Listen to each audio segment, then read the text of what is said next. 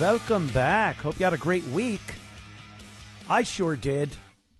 I'll just rub it in if you didn't. Yeah, great. Great to see the sun still up a little bit. I'm one of those guys. I am one of those guys. Spring, late spring, early summer rolls around, and I just look outside. And what is it, 8 o'clock Eastern time? And it's still light out. I don't know what it is. I'm not scared of the dark, mind you. There's just something comforting. Feels like you're getting more of your day when it's lighter later. Because I am not a morning person. No. Anyone that knows me, oh boy, crack of noon is very, very early for me. And then I just pawn it off that I'm a broadcaster and I have to stay up late for a show, so I can't get up too early. Truth be told, I've always been this way, even when I was in construction. I hate getting up early. I don't know anyone that does. I don't know how this whole thing of getting up early for work even started. Some idiot in charge. There should have been someone like me in charge to go, hey, let's start our work day at 2 p.m. That sound good? And then we're done by, I don't know, 8. And then you can just hang out. You're not too tired. You could still go out at night. And then you don't have to go, oh, I got to get up so early. How did this happen? Anywho, I do enjoy that. I didn't get much sleep last night. Personal note, I got a dog yesterday. Yesterday was my birthday. At my age, we don't talk about birthdays anymore. It is really, I can't stand when people do that. Oh, it's your birthday. Yeah, thanks.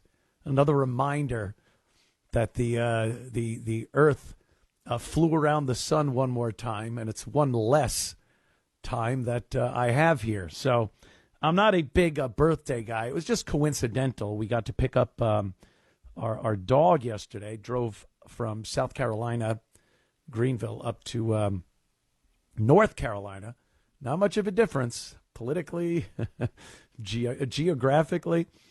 Good thing is, though, I'm able to take my gun. You know, you never know. It's always nice to be armed, be an armed citizen. I don't like having to go to states where I cannot exercise my right to protect myself with the greatest tool available, a weapon, a gun. So went up there and picked up our little Belgian Malinois. And a lot of people were warning me about these dogs. I'd done the research. They're army dogs. Like, this is the dog. There's a great bit by Shane Gillis, and he talks about when Trump had to announce the dispatching of a terrorist a few years back. I think it was during his first term. And Shane is so good at it. He does a great Trump impression. And he was like, he was crying. The dogs came in. He was crying because of the dogs. Like, those dogs are Belgian Malinois. They're meat missiles, they call them. Fur torpedoes. When you see a cop, sometimes they let the dog out of the back of their car to get a perp that's on the run.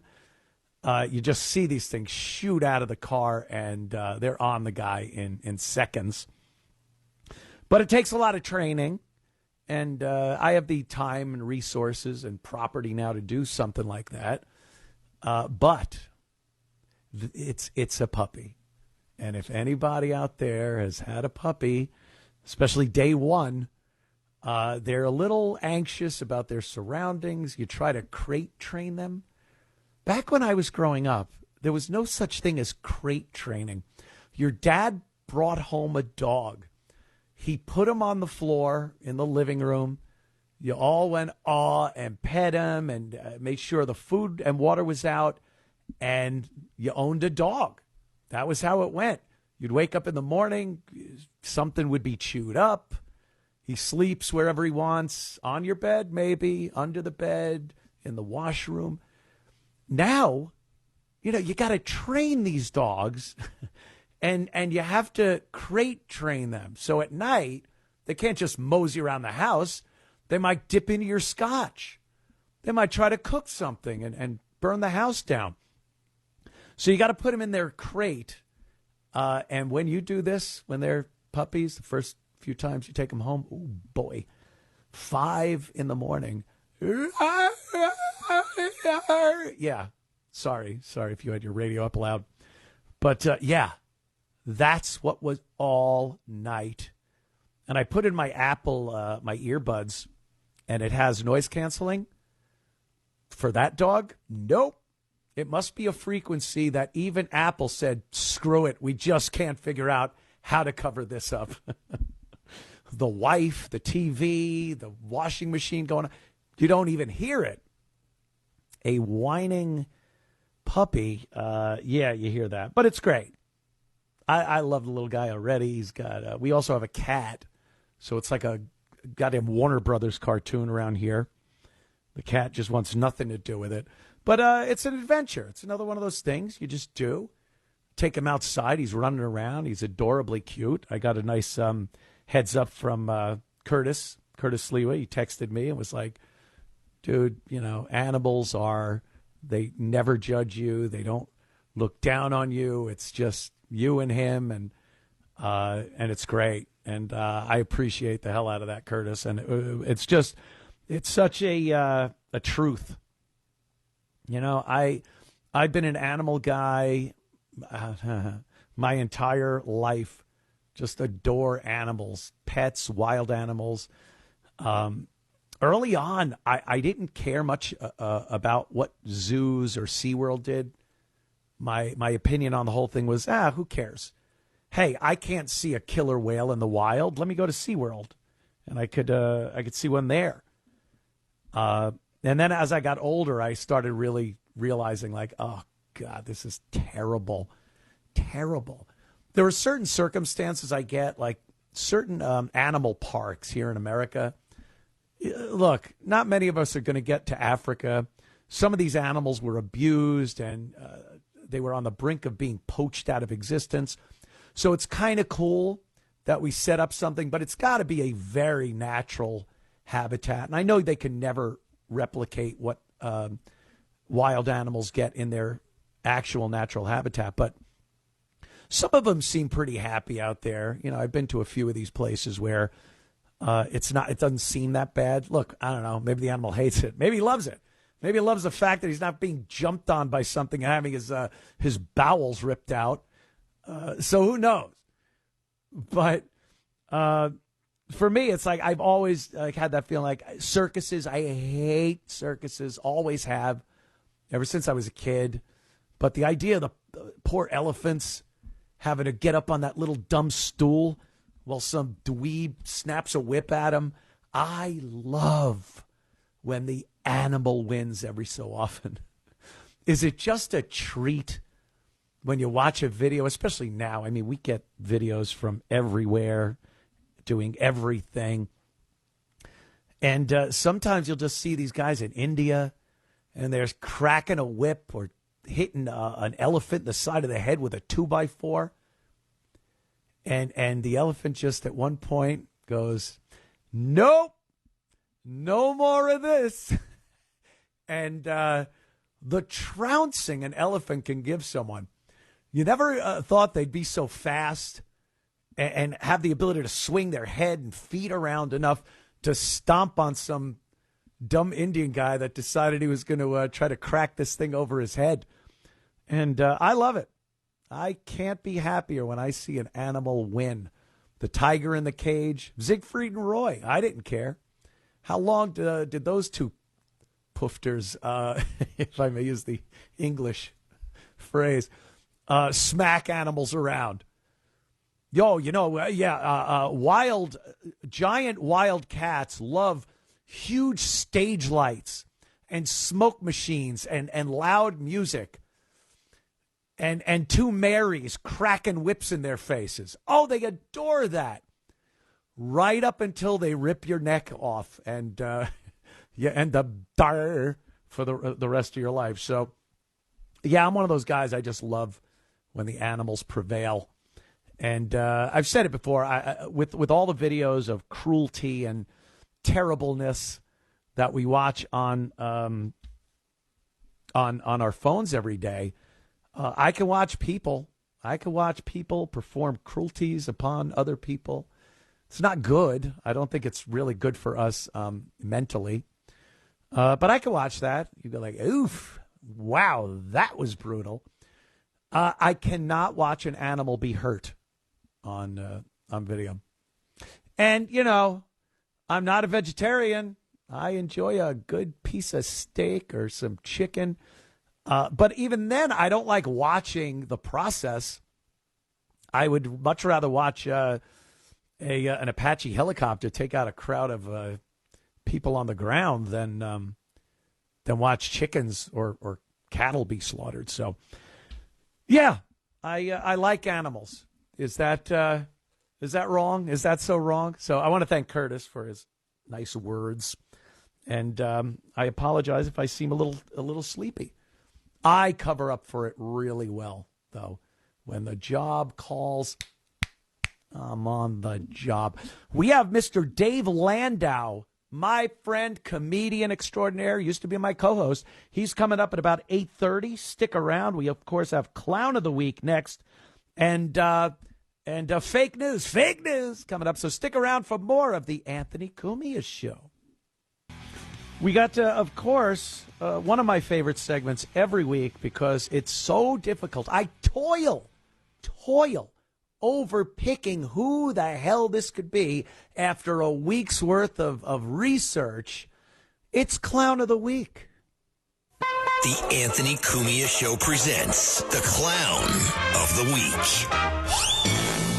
Yes, and again, just such a chore, such a difficult task for me. And, the usual suspects keep getting in the lead. And then by Sunday, I go, I hate having to do this. I hate having to recrown people once, twice, 3 times, maybe. I don't know. But this clown, I believe, is a former winner of Clown of the Week. Could be a contender, seems to be a contender every week. Once again, Liz Warren. Liz Warren is a clown. And I'm talking the big wig, the red nose, the makeup, the big clown shoes. This woman personifies a clown. The only thing is, some of the stuff isn't really funny. It's dangerous. Even her, she can be dangerous. Her words are dangerous. She lies. She smears people.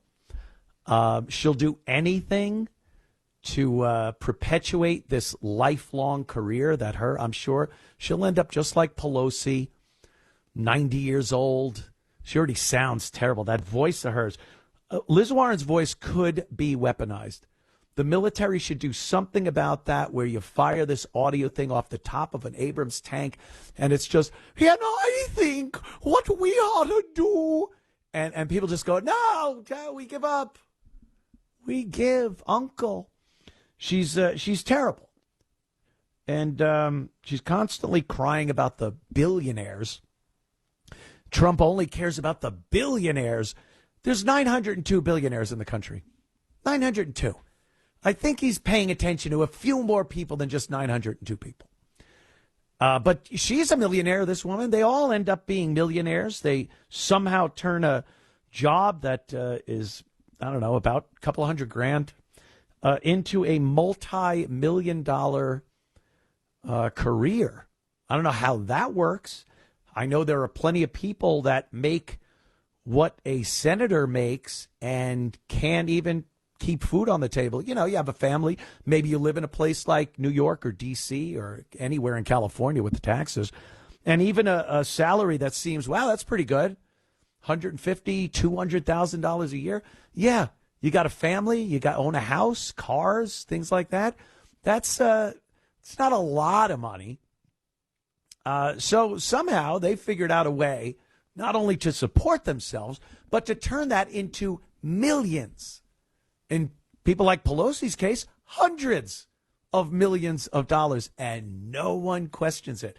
That's the big mystery. No one wants to say, hey, how the hell did you get $200 million on that job? Oh, investments? Don't you know about what's going to happen in certain sectors and industries? Can we look at that? Oh, yeah, we can, by the way, because it's not illegal. Nancy Pelosi most recently made news because she invested in NVIDIA. You know, gaming people know it for the graphics cards. Other people know it that it's great for crypto mining and whatnot. But, yeah, she knew that the government was going to make some type of decision, or that NVIDIA had to ask the government for certain permissions. And all of a sudden she makes bank on that stock. And no one goes, huh? What? They're all getting on Trump's ass about the market going down because of the tariffs, and then Trump going, buy the dip. Not thinking like, yeah, that's what we do. He wasn't telling people anything specific. Hey, look at NVIDIA. Look at that. It's going to go up. He wasn't telling anybody anything they didn't know. And they want to crucify him for some kind of insider trading. So, once again, just lies. But Liz Warren is the clown of the week. Here she is getting called out exquisitely for her support of Joe Biden, even though we knew he was mentally damaged. Watch this. Listen or watch, whatever you want to do. I'm still so stuck on a video thing. It's radio, Anthony. Listen to this. Do you regret saying that President Biden had a mental acuity? He had a sharpness to him. You said that up until July of last year. I said what I believe to be true. And you think he was as sharp as you? I said I had not seen decline. And I hadn't at that point. You did not see any decline from 2024 Joe Biden to 2021 Joe Biden? Not when I said that. You know, the thing is, he was sharp. He was on his feet. I saw him.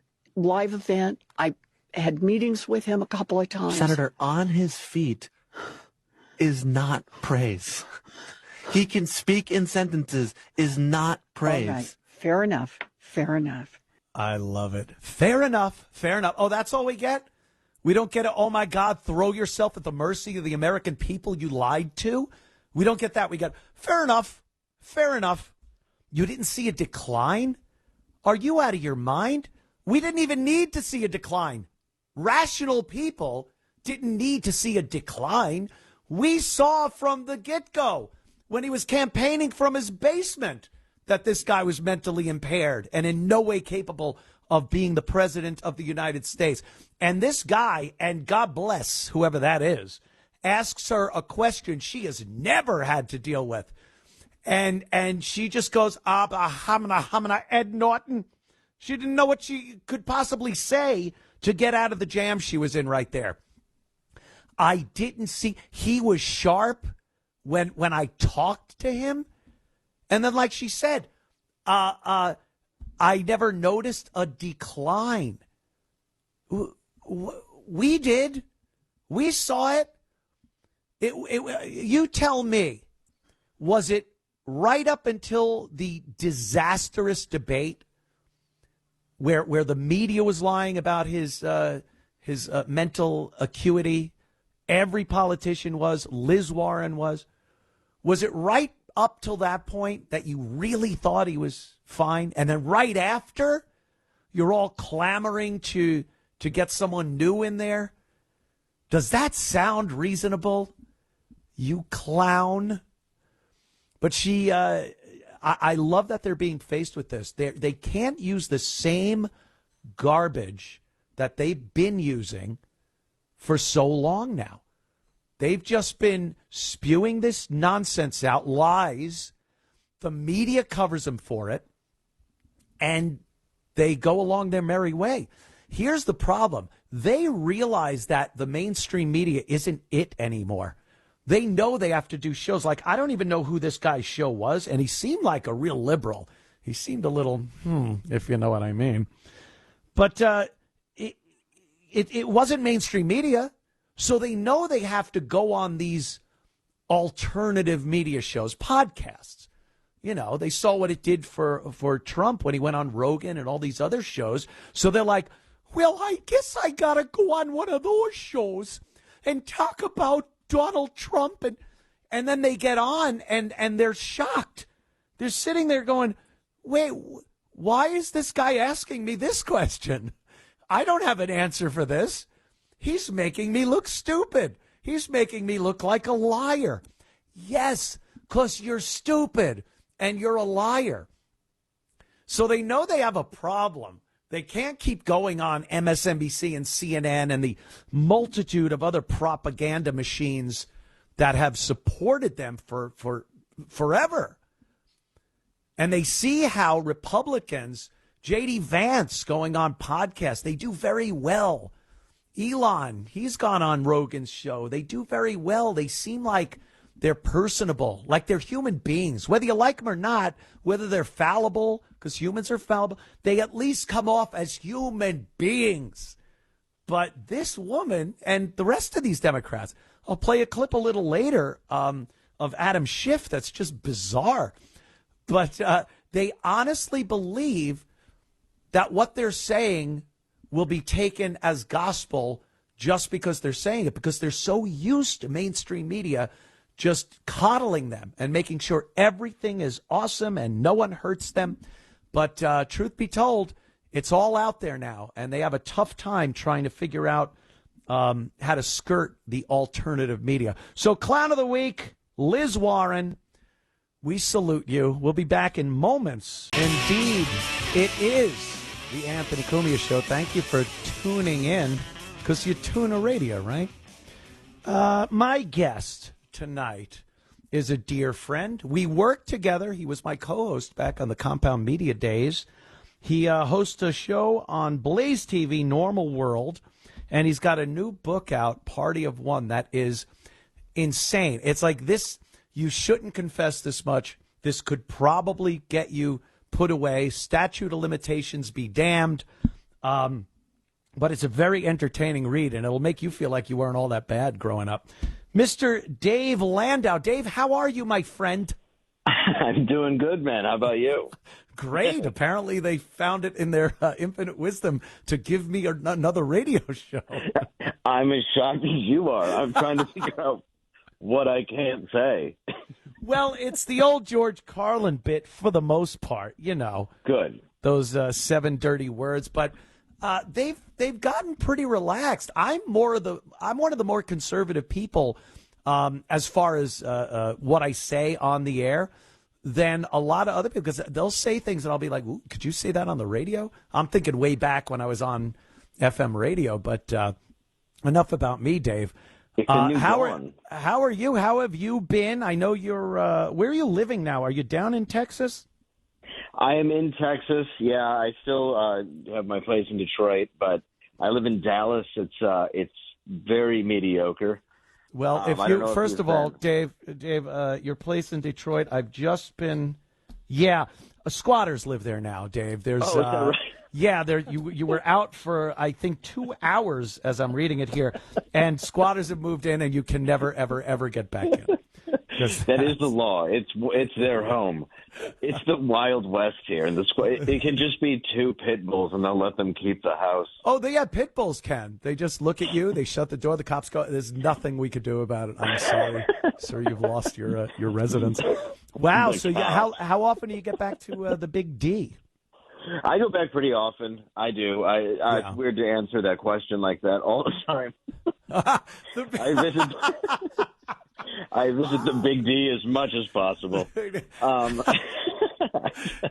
I call it San Francisco. Yes, and the Big D. Yeah. Oh my God. My favorite nightclub. I go back pretty often. I go back. Then I just saw you got a dog though. Yeah. I want to talk about this, but I saw it. A Belgian Malinois. Yeah, they're amazing dogs. They're crazy. They're like a lot of fun though. He's got those needle teeth at this point, so he's scratching and biting into my hands. I think I'm gonna have to stop taking my blood thinners because I can't have this dog puncturing my hands for the love of God. Yeah, he's great though. He's crazy. He's great though. Like a dog is. It's a commitment. Like I am. You know me, Dave. You've lived with me at one point during COVID. I am not Mr. Commitment. I just am not that guy. So a dog is a big commitment. Cats, you could just leave them alone for a week, put enough food and water out. You're going to come home to a very smelly house, but they'll be fine. A dog he'll take your car out and go to bars and pick people up. You got to watch a dog constantly. Yeah, they're a chore. I have two. I love them. They're the best. But I remember Beavis. Beavis would just sit there. Yes. Like, I think I shared a room with Beavis briefly. Yes. And, it was good times. But Beavis had a little dog in him. He was a little, mischievous, if you will. Yeah, Beavis was a very unique cat, and everyone says that, but he passed away like a year and something ago, so he's I have a bonanima. I know, R.I.P. I have a Cavapoo still, so I look very manly walking it down the street. Ooh, what the hell? Any poo dogs, any breed. You could say, I have a pit poo. I have a pit poo. And it's like, the pit part just goes away. The poo part will overwhelm any pit part. That's kind of it's what, gay? It's the word I'm looking for, that's Dave. the word, yeah. I have a Doodle Weiler. They're the worst. Yeah, I mean, he's the best dog. I love him. But anything that they've made, they've just decided to add poo to it. And then I have to hear people on the left say, like, dogs should be left in the wild. I'm like, what is this thing going to do in the wild? Yeah, like hair and makeup. But like it looks like Whoopi Goldberg in Jumping Jack Flash, just real tiny. It's in their nature to find a porcupine to brush their coat with. There's no way an animal like that would live for a second out in the wild. I don't trust, like, Belgians are really stout dogs. Once they grow up, there's not many other things that could hurt it out in the wild, even here in South Carolina. Maybe a bear. I don't know. It could probably scare bears away. But as puppies, like, I'm afraid to let them out of my sight in the backyard. It borders on the woods back there, and, God knows what's in there, monsters. So, it's this period of time where you got to kind of be chill and watch after the little guy. Oh, especially when they're young. I mean, I had a Rottweiler for years, and it would chase after squirrels. She would always be jumping after squirrels, and I thought, she's never actually catching them. And then one day I just was cutting the lawn, and I went behind the house, and there's just like a pile of dead bodies, just dead squirrel bodies with broken necks. Like, she was killing them and collecting them and just left them in a pile all winter. So, like, they will get into everything. Squirrel holocaust in the backyard. That's terrible. But that's what they do. All right, enough about our wonderful animals. Mine, very masculine and manly. Yours, gay. Very. Your book, Dave. I've been perusing this, if I may speak like I actually read, perusing your book. Thank you. And I've heard stories from you. We would do breaks on our youth, and yours were very unique because I couldn't put together how those stories happened and how you were still sitting in front of me, a living human being, either not dead or in prison. And the start of the book is amazing. Like it hooks you right away. You talking about, your buddy and the fact that you were drunk at what, 12, 13? 14 was the real drunk one. Yeah, where basically our parents had to stage an intervention after the first time we drank or got drunk. Not tried alcohol, but I mean really got hammered. Right. God, I can never understand that. I would assume that after you get drunk the first time, or even the first couple of times, very young, and I used to talk to Jimmy Norton about this all the time because he stopped drinking at a very young age. I believe it was 17 or 18. Yes, and he never got into anything else, so bless him. Yeah, as opposed to Dave Landau. The odd thing is, though, you think after you get a little older, like, well, maybe I'm mature enough or old enough to handle it now. What do you think about that logic? I've thought about it. I just don't think I can. It's because everything I try, I don't have that valve that shuts off. Right. I wanted to, and I'm it's also called being an addict, Dave. That's an addict. Correct. They have a word for it. That's what they tell me. I think that's the main reason I'm not in prison is because a lot of it was done when I was a juvenile. Right. And I did have to look up some limitation laws when I wrote this. I actually started writing it in your house 5 years ago because I wanted to write. By the way, I had to start looking up some limitation things, too, when I wrote my book. I bet. See, he's admitting it. Hey, look at him. Benny Mardonia's over here. I do have that urge where I wonder, especially now because everything's legal. It's crazy to me when you look at something like, okay, you can take ketamine now, or you can, have you ever tried microdosing mushrooms? Like, no, I've tried taking Oh, yeah, just yesterday. I just did that. What are you, out of your mind? Of course not. Well, and they're like, it's used to treat depression. And I'm like, yeah, that's what I was using it for in 1998. So is a Smith & Wesson 38. It doesn't mean I want to use it. It was odd as I could have gotten both on the same street. No doubt. In the Big D. And get the Big D. And get the Big D all in one house. Just pull up and go, do you have the cure for depression in there? Yeah. All of it. Everything, right.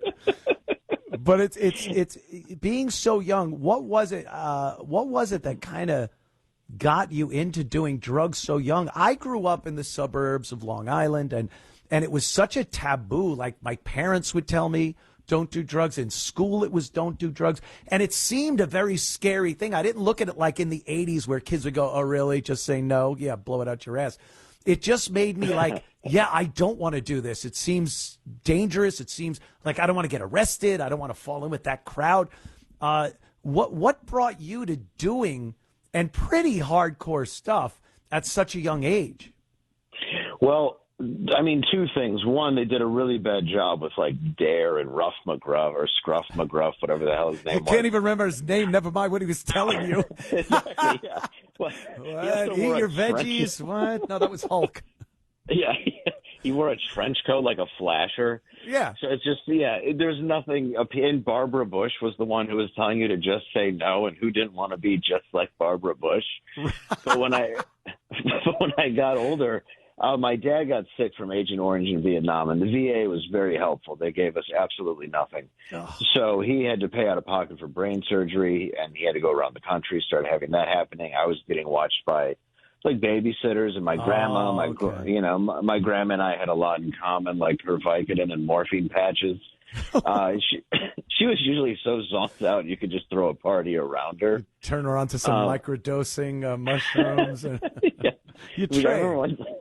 Yeah, she would say, "Did you take my pills?" I'm like, "No, go back to bed." So then I take more of her pills. She was insane, though. She also had this like big old mansion that was rotted out, and she had a casino in the basement, and that's where I first learned to make drinks. Was out of out of a book. Little spider. Yeah, like a little Goodfellas. Yeah, she used to shoot at my feet and make me dance. It was, but yeah, when that started happening, like a depression kicked in and an anxiety, and I just, you always start with alcohol, which obviously in my book, as you can see, went really well. You know what's You know what's strange though about that? Like, alcohol does work for anxiety and depression. It really does, but then it doesn't. If they could figure out a drug that was like when you first start drinking that night, and your anxiety and inhibitions go away, and it doesn't end in a crash where you're now more anxious and depressed, and then a hangover where you're physically and mentally screwed up. What a time that would be. But, it works right up till it doesn't. Right. Well, it's that there's a good 15-minute, 20-minute, maybe an hour window of when it's perfect. Yeah. Yeah, and you do everything better. You play darts better. You play foosball better in the bar. There's just this place, this zone where after a few drinks, you are better than you were. Yes, you become the champion of a women's pool league. It all works out, but you do. You become you're confident. Women are talking to you, and then there's that moment where you have too much, and now there's charges. Yeah, and how quickly? There's just it just changes so fast. But the only way that you seem to think, like, I know how I can keep this buzz on. And for me, it's just pounding shot after shot and beer after beer to assume I'd be fine. But that just brings me into Brownout Dave, who's really mean, and then Blackout Dave. How do you know what Brownout Dave's like? You know what? Only because people have told me where they're like, you should call this guy. You need to call him and apologize. I've heard that so many times. Isn't that great that only other people could tell you what you're like in a brownout and a blackout? Dude, that's terrible. I'd like to see me in that, but I guess that can't happen. Dude, I had to interview people for the book like it was a cold case just to make sure I had all the right information. Yeah. Yeah, no, I really, and so many people had done it too. Everybody's been there, but I guess the difference is I was there almost every night. Oof. And that's just terrible for your brain, I'm told. Yeah, I'm told. Yeah, it is a thing that, like, it's kind of a rite of passage or a natural thing for any kid, especially a guy. You're in your mid to late teens. That's what you do. And then you get hammered drunk, you black out, you feel like garbage, and you go like, maybe next time. Like, you kind of learn from it. Not immediately, believe me. You could go quite a few years doing this. But there does seem to be this point where most people, anyway, can go, that's not good. That's not a good level of drunk to be. And you just did not have that. No, I took 13 arrests. And then finally, 13. At the age 13, 12, most as a minor. And then 27. When I was 27, I got my 13th, and that's when they were really going to throw the book at me, and I really clean up. And how old were you then? 27. So I went hard for 13 years. That's kind of you went really hard. Like, but the time wise, it's not that out of the ordinary, but you fit like a lifetime of screwing up and drinking into 27 years. Yes, I have CTE from car accidents caused by drinking. The worst stories I ever heard were your driving stories, because correct me if I'm wrong here. The day you got your license, you got into an accident drunk. That's correct. That's correct, sir. That's correct, Your Honor. But I cleaned up my act. I have a job, and I.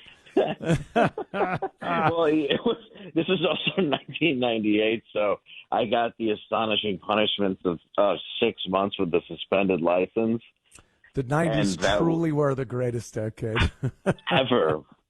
Where they're just like, you come back in 6 months after you've learned your lesson from getting in a high-speed chase and smashing into a tree. We had my whole family over. It was a family reunion. Everybody went out to dinner.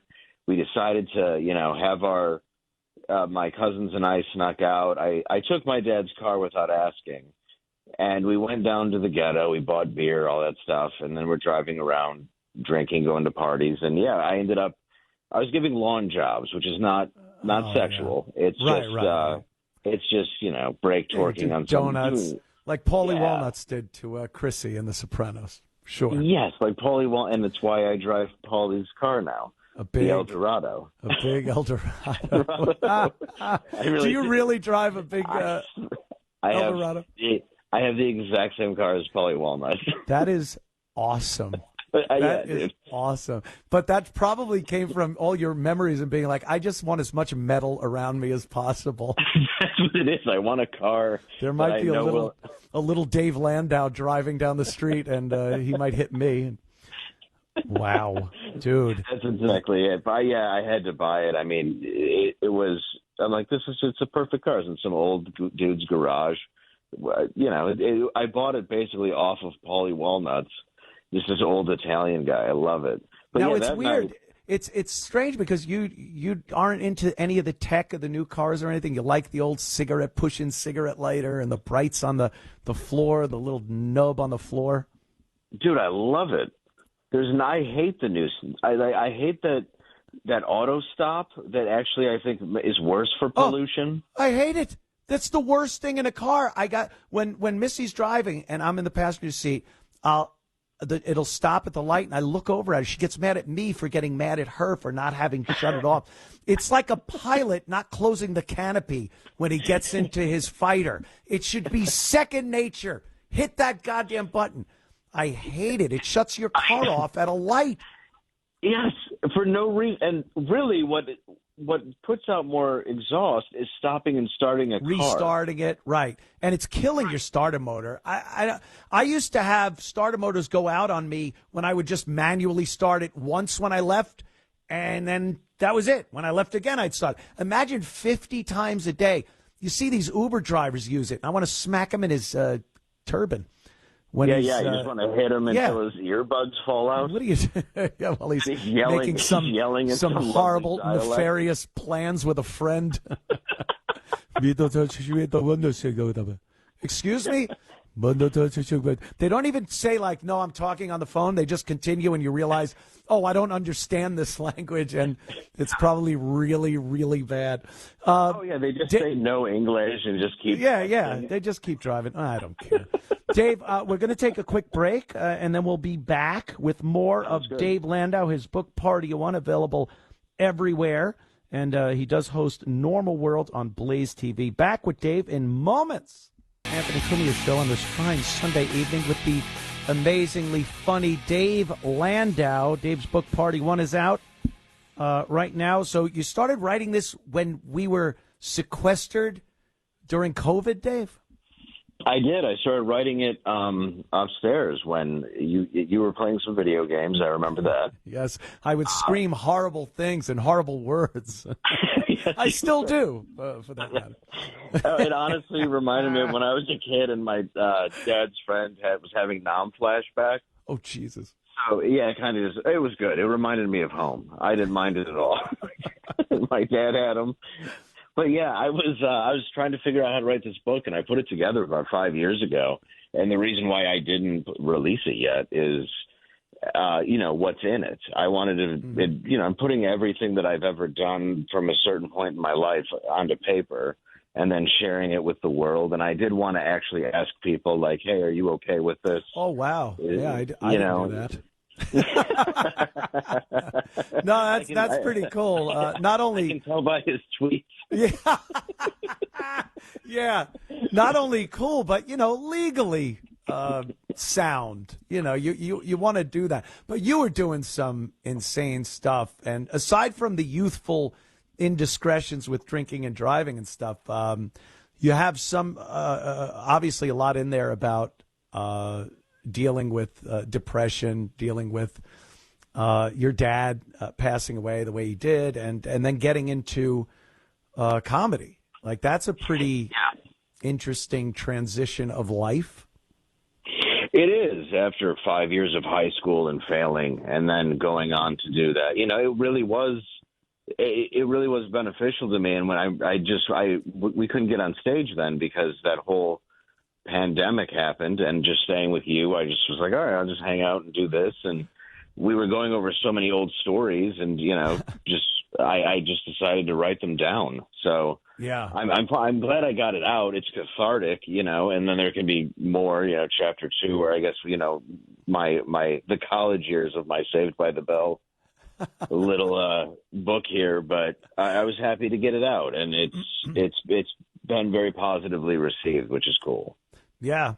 And you're gigging. You're out there all the time. I see you're doing live shows, and I see clips all the time on social media. And goddamn, Dave, you are a funny guy. You're a funny guy. It's it really is so fun to watch people not see what's coming, and you're like a king of that. And thank you. Really, really fun. I always liked when we did a couple of gigs together. I was talking about the first time you were my co-host, and I knew you. I knew you were a comic. You'd been on my show quite a few times and were very good and very funny, but I had never seen your stand-up. And yes. We went to a gig, and Governors out on Long Island. And right when I'm sitting there and you're ready to come on, it hit me. I go, oh my God, no, what if he sucks? Like, I had never seen your stand-up. And then I'm just thinking, like, I have this guy as a co-host. I'm talking about how funny he is. We laugh every day on the show. And then you're just terrible on stage. But thank goodness that didn't come to pass, Dave. I was very, very impressed with your comedy. I'm just up there playing a toaster like Haywood Banks. Yeah. Yeah, it's... Yeah, if you would have brought out a guitar or a box of props, I'd have just left. I'd have just walked away in shame. I just hear a Jaguar start. Yeah. What is that? What? Oh, it's so weird. Anthony must be in the bathroom. I don't see him out in the crowd anymore. Strange. He's been in there a while. I hope he's all right. I hope there's not a blockage. Because I've done that too when I've had to go see people live, and it's like some of their first times, and it's like, don't invite people your first time. No, they're just going to look at you and always remember you for how awful you were, and then it's like a first impression. You can never correct that. You're not correcting that. I'm not going to just stick with you going to gigs until you get better. What am I? You know? So yeah, I'm not your manager. You're a spiritual manager. One of the greatest situations like that happened was with Stuttering John when I saw him at Governor's out on Long Island. And he goes, yeah, well, what'd you think? I'm like, oh, great. And then the next day I did my show and I go, I've never got an easier parking spot than that night. I parked right by the front door of Governor. And he got so pissed at me. But there's a parking lot attendant outside handing out tens. Yeah. Dave, we are going to have to wrap it up here, but obviously I'd love to have you back. You're the host over there at Normal World on Blaze TV. Yes, sir. Your book, Party of One, is available everywhere. Dude, I consider you a dear friend. You're very funny, and I will get my ass down to Texas one of these days, and I'd love to do the show. Dude, I want you on the show very badly. I'd love to come sit with you in New York. You're one of my good friends, and I really appreciate you, man. I'm glad you're back on the radio. Yes, so am I, amazingly enough. Thank you, brother. I'll talk to you soon, my Dave. Friend. All right. The great Dave Landau will be back in a matter of moments with the... Whipping out free speech. It's the Anthony Cumia Show. Next month, May 25th, I will return to New York City to do the show live from the studios of New York City up there. Again, Jim Norton and Rich Voss will join me on the show live in studio May 25th. Definitely looking forward to that one. Talk about busting balls. That's going to be a good one. The phone number here, 800-848-9222. 800-848-9222. Anything you want to talk about that we've talked about just earlier in the show, or you just got something you want to say, feel free. Before we go to the phones, though, I definitely want to talk about, this is kind of embarrassing, Bill Belichick and his 24-year-old girlfriend. She's hot, you know. He's a successful, wealthy guy in the twilight years of his life. And who am I? Who am I to throw stones here? You know, a lot of people, they bring up that fact, you know. Anthony, why would you say anything about Bill when he's going out with this 24-year-old and he's 73 and I don't know. It just seems a little weird. Is that strange coming from me? Maybe. But he did an interview. This is where it gets bad. Like, you want to do this? You want to be 73 and go out with a 24-year-old girl? I mean, feel free. Go for it, whatever. Maybe the paparazzi sneaks a picture of you two. You're asked questions and you go, yeah, enough, move on, whatever. But Bill is doing an interview. I guess it was sports related, football related. And, of course, the interviewer has to bring up his 24-year-old girlfriend. By the way, she's sitting a mere few feet away from Bill and the guy doing the interview, they're sitting on stools with microphones, and she's sitting just off to the side at a desk like Yoko used to do. You watch those old Beatles films and you see all the guys trying to work on the Beatles songs, and John brings Yoko in there, and the guys are just like, oh, shut up, Yoko. And it's become a thing, obviously over the course of the years, where if a girl ruins something that people like, they call her Yoko. So Bill is talking to this interviewer, and he asks a question about her and him, and she chimes in from the peanut gallery. She says, no, we're not doing that. Listen to this. It's so pathetic and so sad. Jordan was a constant presence during our interview. You have Jordan right over there.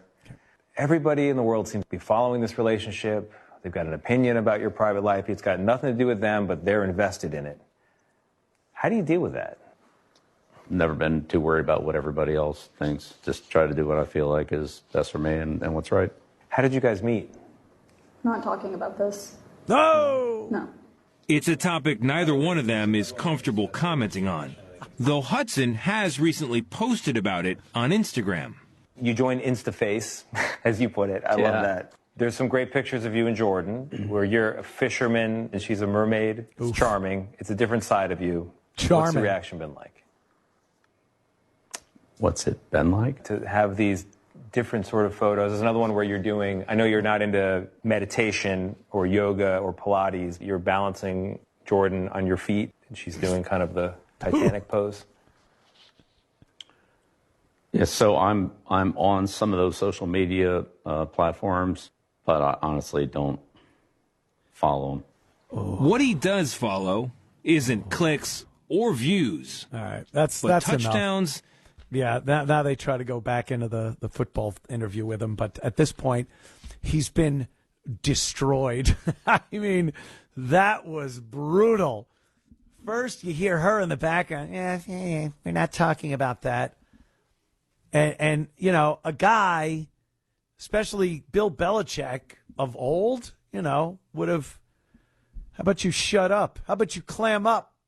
This is my interview, lady. But it's just like, okay, Poopsie, I won't let them talk about you, dear. It's embarrassing. That is embarrassing. And then they're talking to him about TikTok and Instagram and social media posts, and he doesn't know what the hell they're talking about. Of course not. He's 73. You think he's hip on the Instagram algorithms and what gets hits and what that even means? You had her up on your feet and she was like doing a Titanic pose. He has no idea what this guy's talking about. I don't even know how they got him to do that. And if you see the video of this, he looks a little out of sorts. I don't want to say maybe he's losing it. And I don't know football enough to know if he does a good job these days. I know back in the old days, oh my goodness, the Pats and everything. But I don't know. But when he was being asked about his amazing tween Instagram videos, something a 20-year-old girl would do, he seemed a little out of sorts. It was sad to watch. That was sad to watch. And this, I almost said it. This woman of his, this 24-year-old girlfriend, really seems to be controlling him. Guys, and especially in this situation, Bill Belichick, he's been getting stuff like, oh, this is disgusting because it's bordering on pedophilia. And he's grooming this young girl. He's a dirty old man. And then you see clips like that and go, wait, I think she's abusing him. I think she's the one that, wants the cash and the lifestyle And she don't want to put up with that. So when the media starts asking questions, which, look, that's what you're going to get, she feels she's got to chime in. It was kind of reminiscent of, God, what was that the old guy and the young broad and, Anthony. No, it wasn't me. But it happens all the time. It just happens all the time. Let me take my trusty mouse here and go to Joe. Joe in the great state of New York. What's up, Joe? How you doing, Joe? What's going on, man? Hanging out, doing some radio. It's Joe B. Hey, Joe B. How you doing? All right, man. What do you got on Belichick? What happened? Well, what do you got on Belichick? What do I got on Belichick? Well, you were talking about the differences in ages and whatnot. I mean, he's got you way beat. Well, yeah, that's what I was kind of getting to at the beginning of the break, is that, look, we all know some of the older gentlemen, they go with younger girls. It just is. But this is one of those, it's a little weird. A little weird, Joe. Yeah, well, it's the ultimate camel toe, That's what the older guy is looking for. Is that really it? Well, Joe, thank you. And I see you're driving. I don't want you distracted. So I'll hang up just to keep Joe safe. That's what I'm going to do. Here's, Sean. Sean wants to talk about something a little earlier. Pearl River, New York, the MS-13 gang stuff. And we were talking about that a little earlier in Colorado Springs. What's up, Sean? Hi, Anthony. And I love you back on WABC. And Lionel's back. You got Jim and Dave and everybody. It's like a little Rascal reunion, and I'm loving it. I'm a big fan of yours. Thank you, I'm not Sean. embarrassed. Yeah. The thing with MS-13, all these different gangs, listen, they want him here. Biden is the most successful person for the establishment. 10 million illegals in here. Yep. Probably over 1 million of them are different kinds of hardcore criminals. But you got to remember, too, besides the murderers, the rapists. Steve. Oh, see, sometimes I just don't know. How about Joan? We'll take a lady caller as we finish up with phones right now. Joan from Manhattan. Hi. Yeah, hi. I was wondering, what do you know about the meeting that President Trump had in the Oval Office, I guess, with representatives from some of the big box stores that are not happy at all with his tariffs? I think somebody from Walmart was there, somebody from Target, and I think Home Depot. I don't know who else. I don't know if Amazon was there. Apparently they're losing money. I don't know how much, but I imagine, when you go to Walmart, you go there to buy one thing usually, and you see a bunch of stuff. You say, let me see, I could use some T-shirts. I'll buy some of these. I'll buy some of those. And you leave buying $100 more than you plan to spend. But if the prices are high, which I guess they are, because everything's imported that they have really, I'm guessing people are just not doing that. They go to buy the one thing and then they leave. So do you know anything about that meeting that they had with Trump, and what's anything been decided about that? Interesting. No, I really haven't seen the effects of these tariffs myself. I go out, I'm not the one doing the grocery shopping or going to Walmart or anything. But I don't hear a lot of people bitching about increased prices. So if Walmart's doing it, if Target's doing it, look, these were the same people that couldn't stand Trump because of DEI and diversity, getting pissed that they're hiring illegals. They have these diversity programs that are racist, as I see it anyway. So, let's look at who we're looking at. We're looking at a bunch of people that really don't like Trump very much. They want his policies to fail. So if they want to get together for this big meeting, I'm sure they're not going to say nice things about him. It seems to be the way things go with some of these companies that are extremely liberal. So I don't know. I haven't noticed. I've heard things that, the country itself has gotten billions of dollars because of the tariffs. I don't know. I don't think we have this need for instant gratification in this country. And I think we really have to stop, wait and see how these things affect us and wait maybe a little longer. Things like this can't be cleaned up in one day. So I don't know, Joan. It's pretty much what I'm saying. I do not know what the effects of on Walmart or anything of that nature. Thank you, though, dear. She must have hung up to listen to her radio. I appreciate that. Thank you for the call, Joan. And we'll return in a matter of moments with more of the Anthony Cumia Show. Anthony Cumia with you. I'm with you this Sunday evening.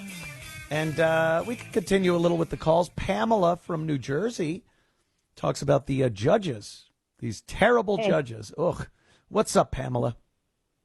We're all saying, like, how could the Democrats, how could they defend the gang members? It's obvious. I mean, come on. If it looks like a duck and it quacks like a duck, these judges and all, they're getting a piece of the action. Just like those military people. Yeah, where's that money coming from? How do they hide it? Like, that's some set for someone to have to, in this day and age where you got Doge and Trump isn't really taking any crap anymore, to think like, I'm still going to do this. I'm still going to try to pocket some cash by breaking the law, pretty much. When you see some of these judges getting arrested, it's completely legitimate. They are breaking the law. And to think there's some other judges out there going, well, I'm still making money. You'd think they'd start maybe going on the lam and heading for the safe house.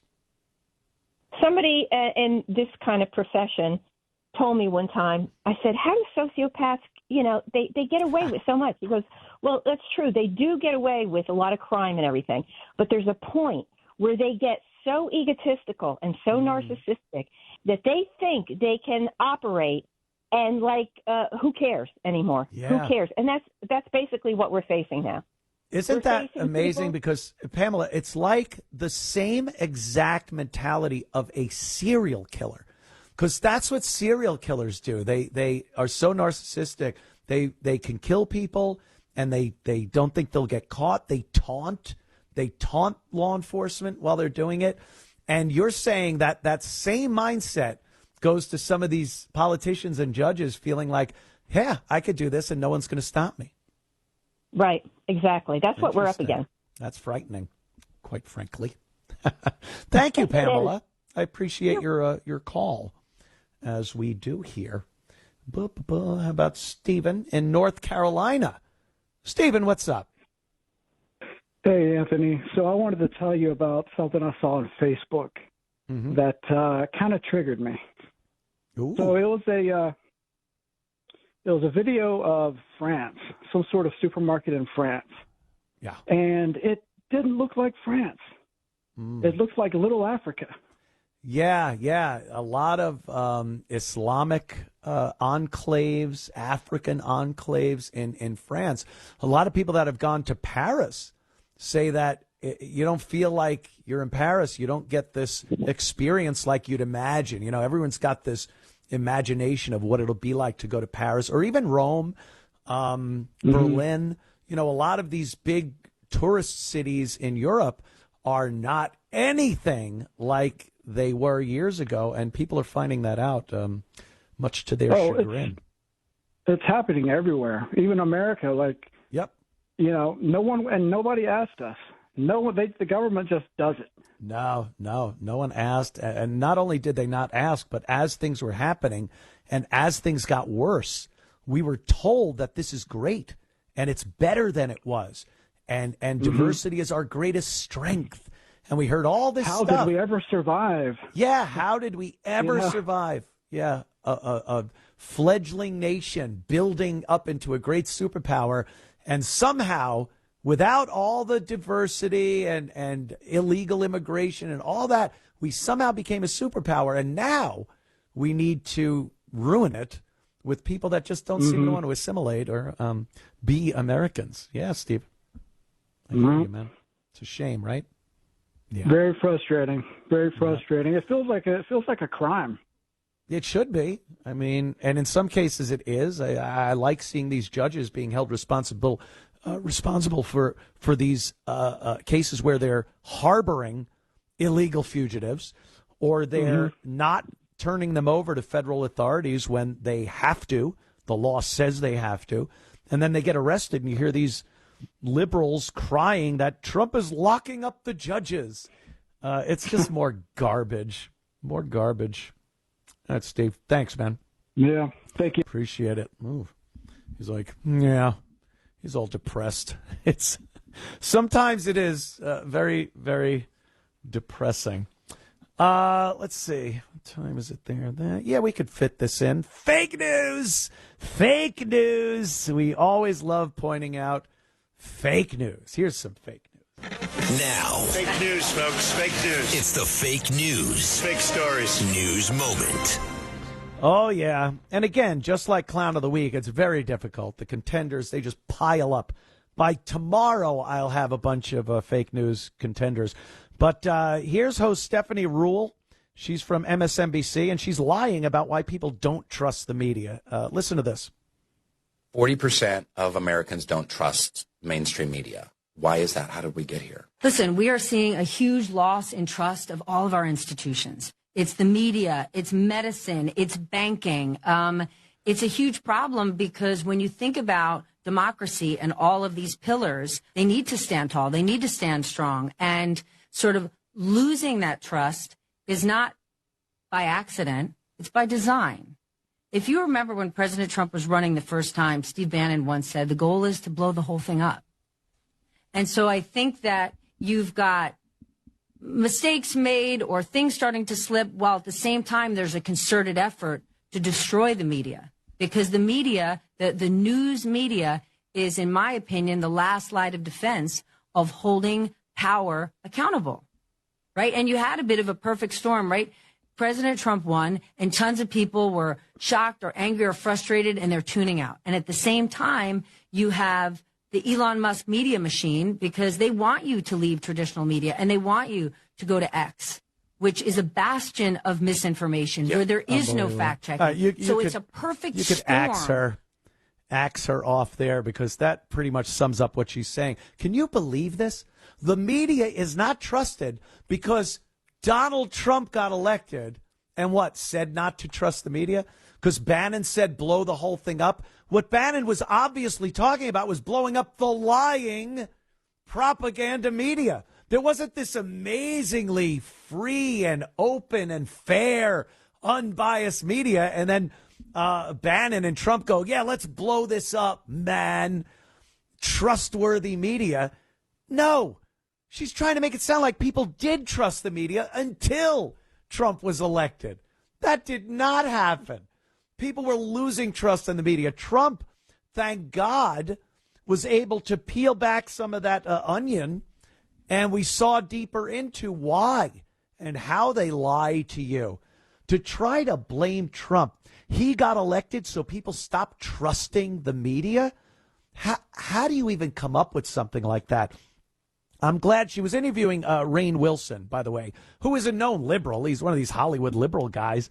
And she couldn't even get it past him. He eventually, in the clip, we don't have time for it, but he eventually in the clip goes, yeah, that doesn't sound like you're really taking responsibility for why the media is not liked. Because you lie. You lie to the American people. And they finally figured it out, and they know it, and they see it, and they don't want it anymore. Why would alternative media get more steam than traditional media if people felt they were getting what they needed from traditional media? It just does not happen that way. So another MSNBC, boy, you just can't put it past them. When it comes to fake news, that MSNBC is the best. Yeah, this Milwaukee judge, Hannah Dugan, I guess her name is, was arrested for obstruction. She was obstructing the federal law enforcement when it came to getting an illegal alien, or she did this numerous times, illegal aliens out, getting them arrested as they should be, processed, and tossed out of the country. They're here illegally. And for a judge to do this, that's illegal. And she was arrested for it. And again, what do these dummies on the left, what do these dummy Democrats do? They lie. They lie to you. I think there's people that are too stupid to realize they're very malleable. They're little soft brains, and politicians and these liberal jackasses that you see, they're able to convince them. They can convince these people that the Trump administration and ICE are arresting judges. Just pick a judge. I don't like that person. I don't like their ruling. Let me have them arrested. And they're actually making it sound like that.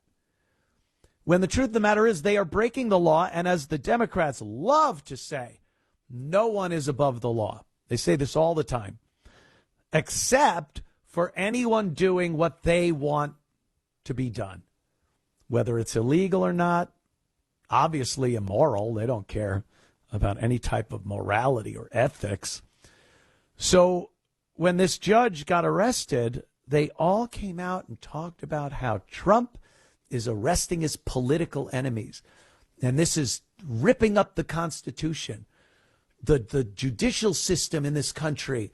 It's the foundation of everything. We hear this constantly. And Trump is trotting upon it and just ripping up the Constitution. Well, she broke the law. She got arrested. There was another retired judge, and they were harboring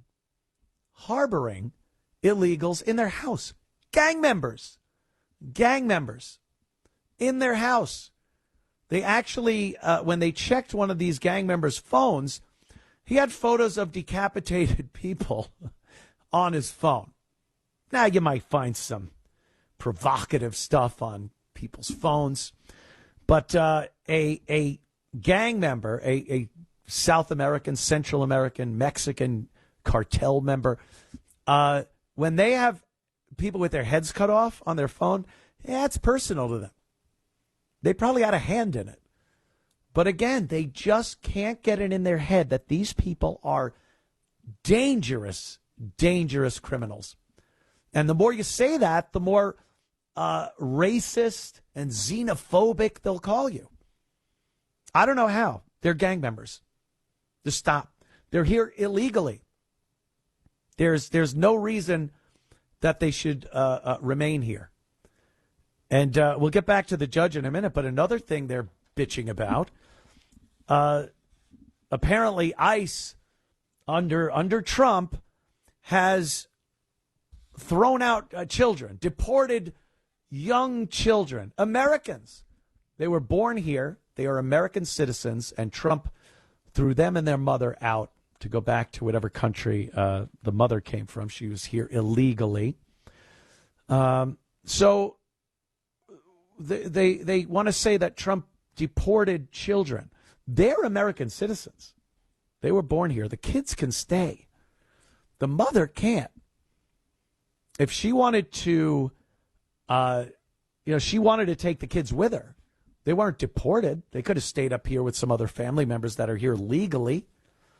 But they want to make it sound like, they cuffed the little kids and took their mug shots and put them on a plane to deport them. No, when you commit crimes and somehow children are involved, your child, you rob a bank, you're not going to be able to live with your kids anymore. You're going to prison. If you're thrown out of the United States, your kids aren't deported, but you got to go. If you want to live with them, you have to take them with you, which is what she decided to do. So it's not so much a deportation. Deport the mother. Oh, why would you deport a family? Well, the mother's got to go. Them's the rules.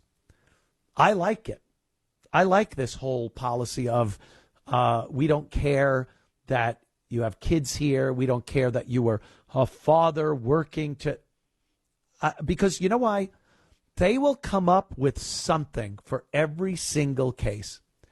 Every single case of an illegal in this country that the government wants to deport, some lawyer, some judge, some activist will come up with some sob story to make it sound like they are the greatest people that have ever been in this country. He was a great dad, the Maryland guy. Then they ship him down to El Salvador. Apparently he did something down there that involves going to prison.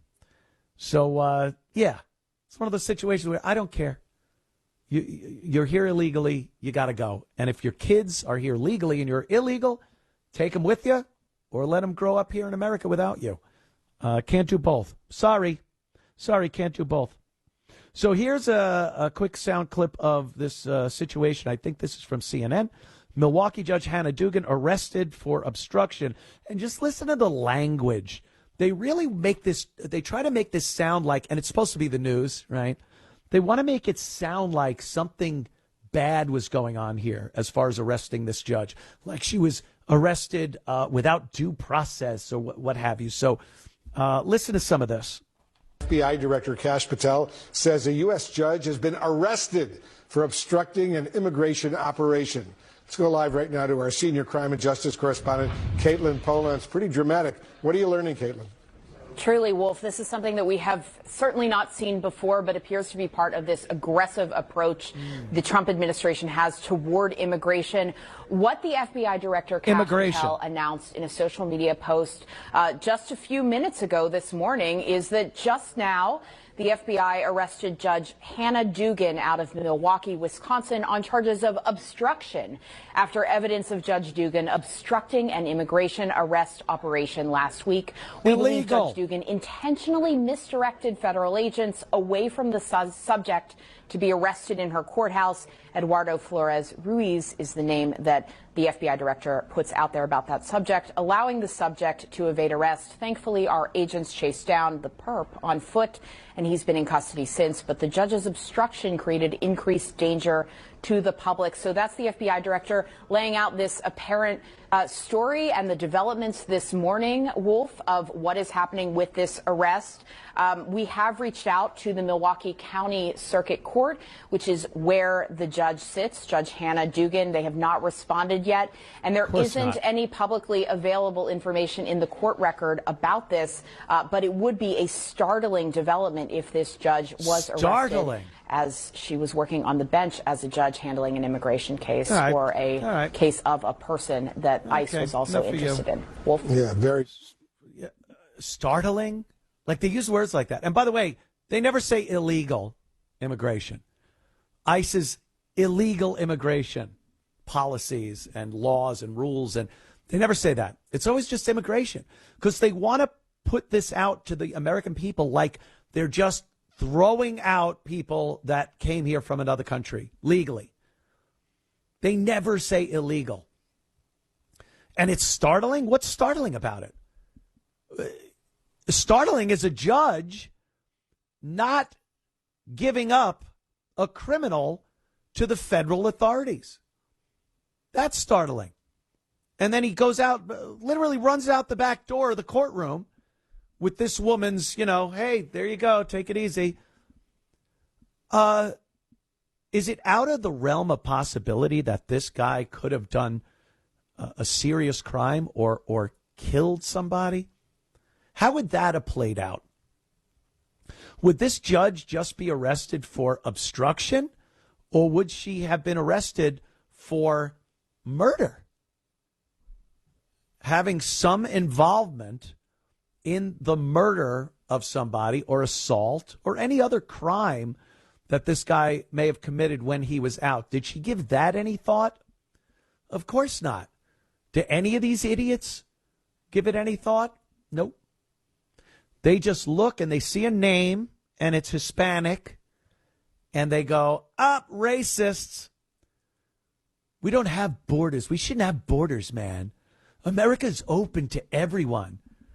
That's what it should be. We're a melting pot of this and that, and shut up. Wrong.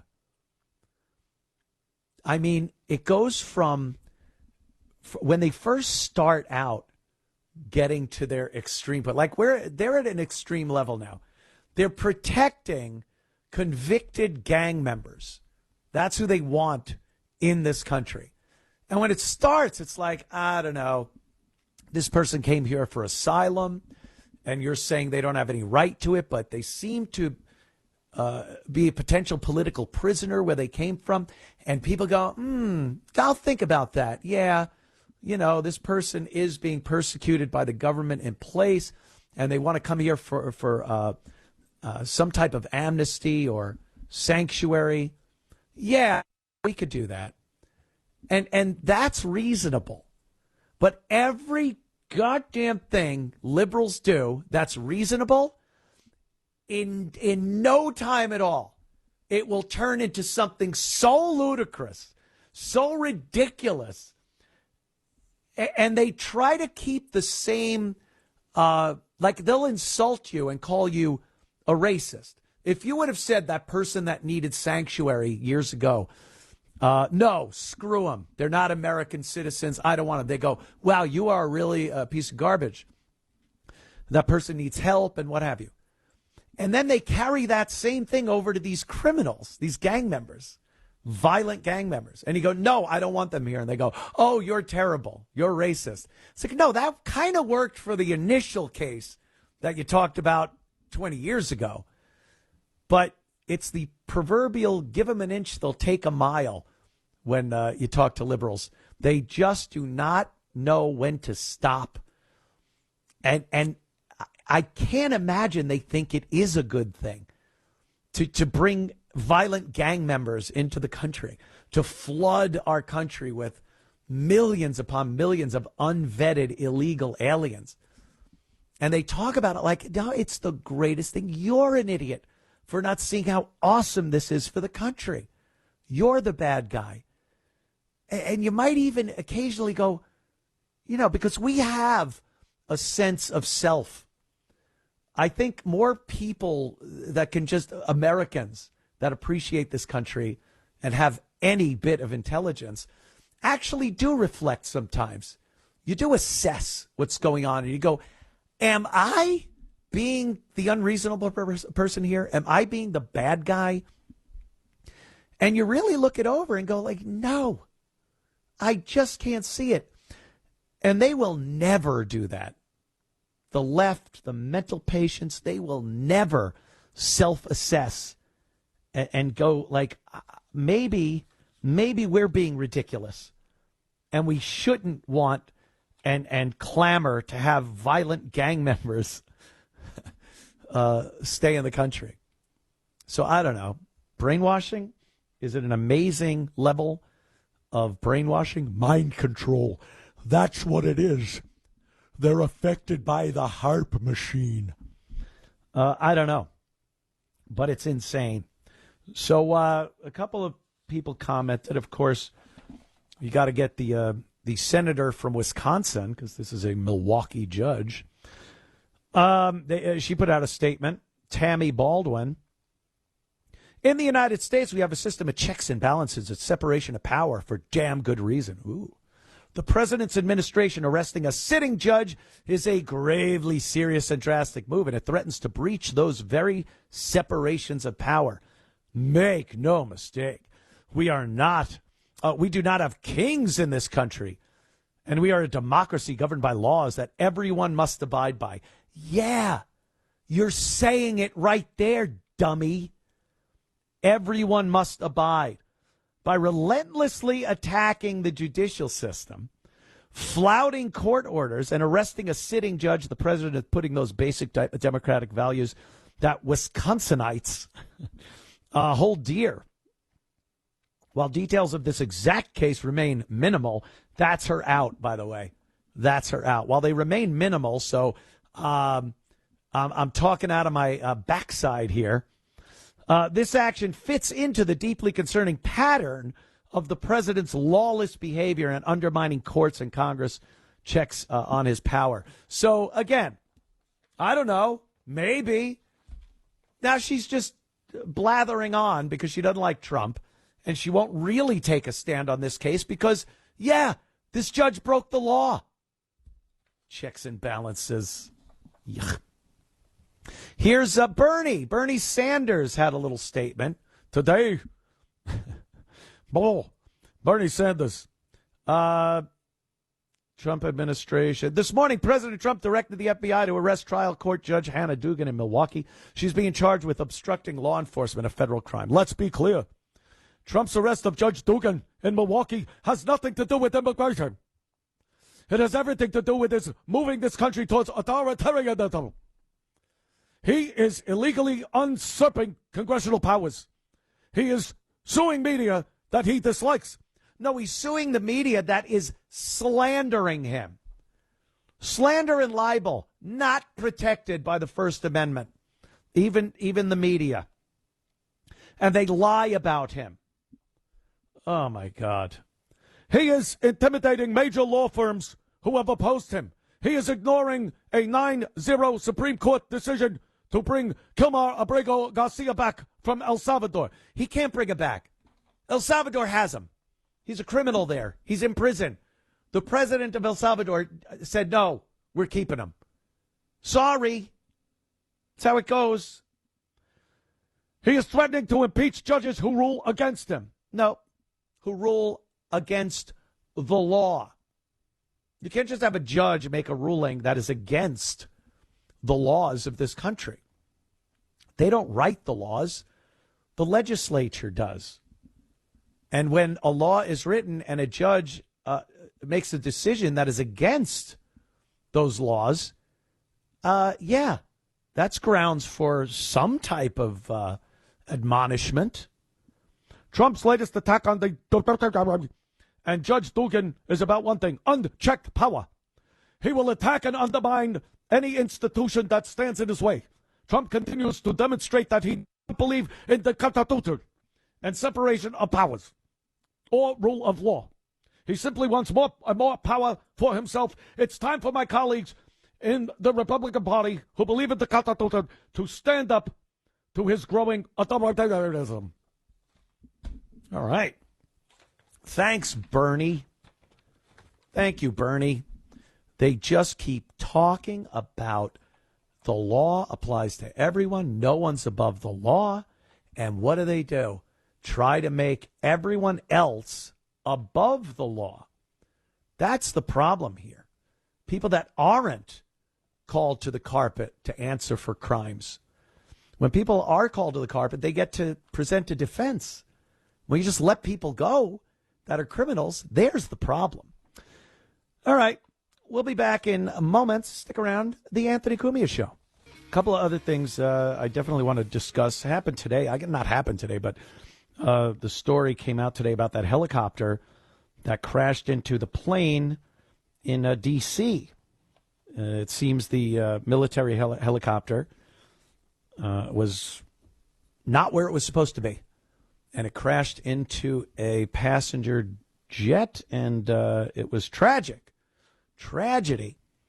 And I guess they've done some preliminary investigation and decided from the evidence that the female pilot did not listen to air traffic control or the man co-pilot. That was her instructor that was in this helicopter at the time. They were doing a evaluation of her. The instructor, the guy, is in there. She's at the controls, and he assesses how well or how poorly she is doing in the flight. And I guess crashing into another aircraft when you're told to remain at a certain altitude and to take a certain course. I mean, I think she screwed up in every dimension possible. Altitude, heading. Yeah, all three dimensions she had wrong. It seems that helicopters on that route, they stopped doing it, a common military route for training flights and assessment flights and whatnot from these helicopters. You're supposed to stay at 200 feet. 200 feet. Then they bring the planes into the airport over 200 feet, and there's no way they can collide. Very, very amazing, simple kind of solution to having aircraft hit each other. So she was told to stay at 200 feet and to make a turn over the river to take her further away from the incoming aircraft that she eventually hit. She did neither of those things. She did neither of those things. She was above 300 feet and did not turn and went right into the passenger plane. And again, look, I think anyone can be qualified for certain jobs. Some jobs are just out of the reach of your normal person. A lot of sport jobs, football, baseball, basketball, those you can't just go, oh, I want to do that, and then you do it. There are certain physical attributes. Some things mentally you have to be amazing, a prodigy, for certain mathematics positions and whatnot. But when you are dealing with the aviation industry, to put programs like diversity, equity, and inclusion in place when the lives of people are relying on qualified employees, qualified pilots, ground crew, everyone, mechanics that work on these aircraft, these are all people that need to be qualified. No second guessing. And diversity, equity, and inclusion promotes unqualified people. We do not live in a country where racism and sexism is so crazy that people of color and women are banging on the doors of these industries to get jobs, and they're being turned away even though they're qualified because of some racist that's running hiring at the company. This is not happening. There just aren't qualified people to go up and get these jobs. So with diversity, equity, and inclusion, when you say, no, we need to get more minorities and women into these positions, you have to lower the bar somewhere, or they would have been coming in anyway. That's the proof. The proof to not needing DEI is, well, why weren't they showing up anyway? If there's a qualified woman with every single bit of training and education that she needs, that held a job previously, did an amazing job, and she walks in and wants a job that you have available, you didn't give it to her because she's a woman? Or she never came in? Because that's the only reason. So when you go to diversity, equity, and inclusion, now you're talking about people that aren't qualified, and they've lowered the bar and they're letting them in. You can never sell me that this isn't what's happening. I can never be convinced that DEI promotes unqualified people. And we are seeing the effects of it. Hopefully we don't have to see an astoundingly horrible tragedy. But, engines catching on fire at airports, you go, well, what does that have to do with DEI? It's not the pilot. It's not this. Or it was a guy pilot. Yeah, who's fixing the planes? When I looked at a Boeing ad and it said, we're hiring and we're looking for diversity, we're hoping to have a 70% diverse staff by 2035. You're like, well, you're lowering the bar. Who's been coming in? Who's qualified? If you want minorities and women to be qualified enough to get the job, then you got to go way back to school, to discipline and achieving things, and not having DEI in schools either.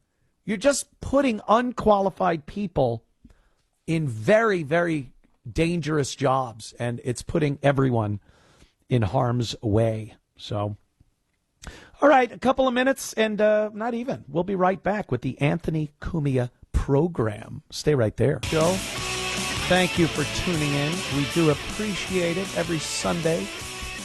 Let's talk to Sandra in New Jersey. Sandra, what's up?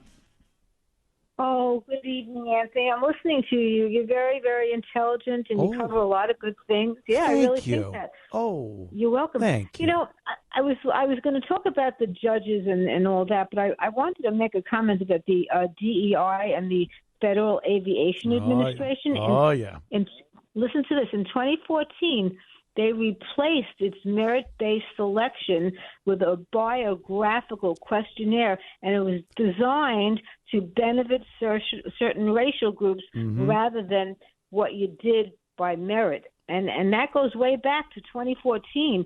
And it's very, very scary when you think of all these accidents that recently happened with the helicopters and with the planes. You know, it's serious. Yeah. My friend just flew to Japan today, and I knocked on her door and I said, I wish you a very safe flight. And I mean it, because I worry about all this stuff. It's DEI and it's very it's scary because look, we all, most of us anyway, we all fly, we all take it, and for years, for decade upon decade, air travel has gotten safer and safer over the course of the years, and it's only because of the qualification of the people involved. When an accident happens, the NTSB gets involved, the airline company gets involved, the builder of the aircraft gets involved, and they look and go, what went wrong and how the hell do we fix it so it never happens again? And it's horrible that sacrifices had to be made to make it safer, but thank God those lives weren't lost in vain. And somewhere in the past 10 or so dozen years, we've decided to go backwards with this. Instead of getting safer, why do we want to take that back and put people that aren't qualified into some of these positions? And if you talk about it, again, to a liberal or these Democrats, they'll make it sound like you are racist and you're against people that are qualified getting jobs. No, I'm not against qualified people getting any job. I don't care where they come from. But you're lowering the bar. There's proof of it, and we see it.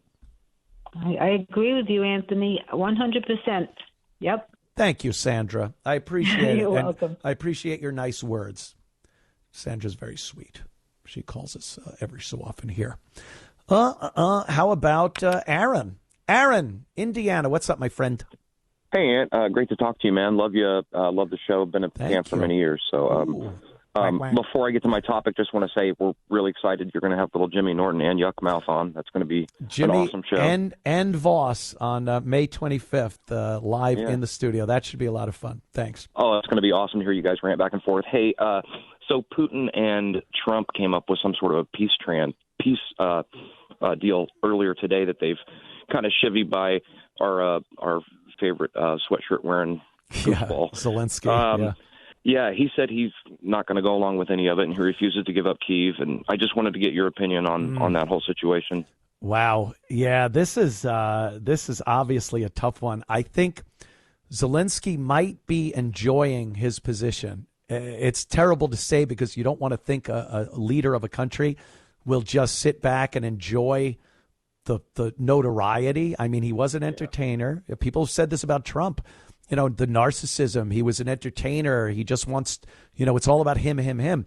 Well, there are countrymen, Ukrainians, dying in a war, and it seems like the leader isn't really focused on stopping the war, even if the opponent, the aggressor in the first place, Russia and Putin, wants to say, hey, can we at least talk? A ceasefire would be amazing.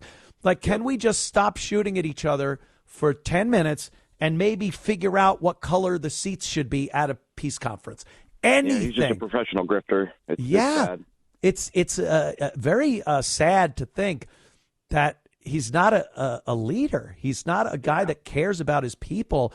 And that isn't me saying, because you say this and they go, hey, Putin, what's wrong with you? You're glazing Putin. I'm like, no, but I'll give this. Putin's a very experienced leader. The guy has been in there for a long time. He knows Russia.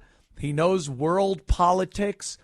And he at least makes it seem like he's a little tired of this and wants it to end. I don't think it does Russia. He doesn't look like a homeless jamoke at world events like the Pope's funeral. True. Yeah, I don't think Putin wants this to continue. It doesn't. It's not a good look for Russia. This war never has been.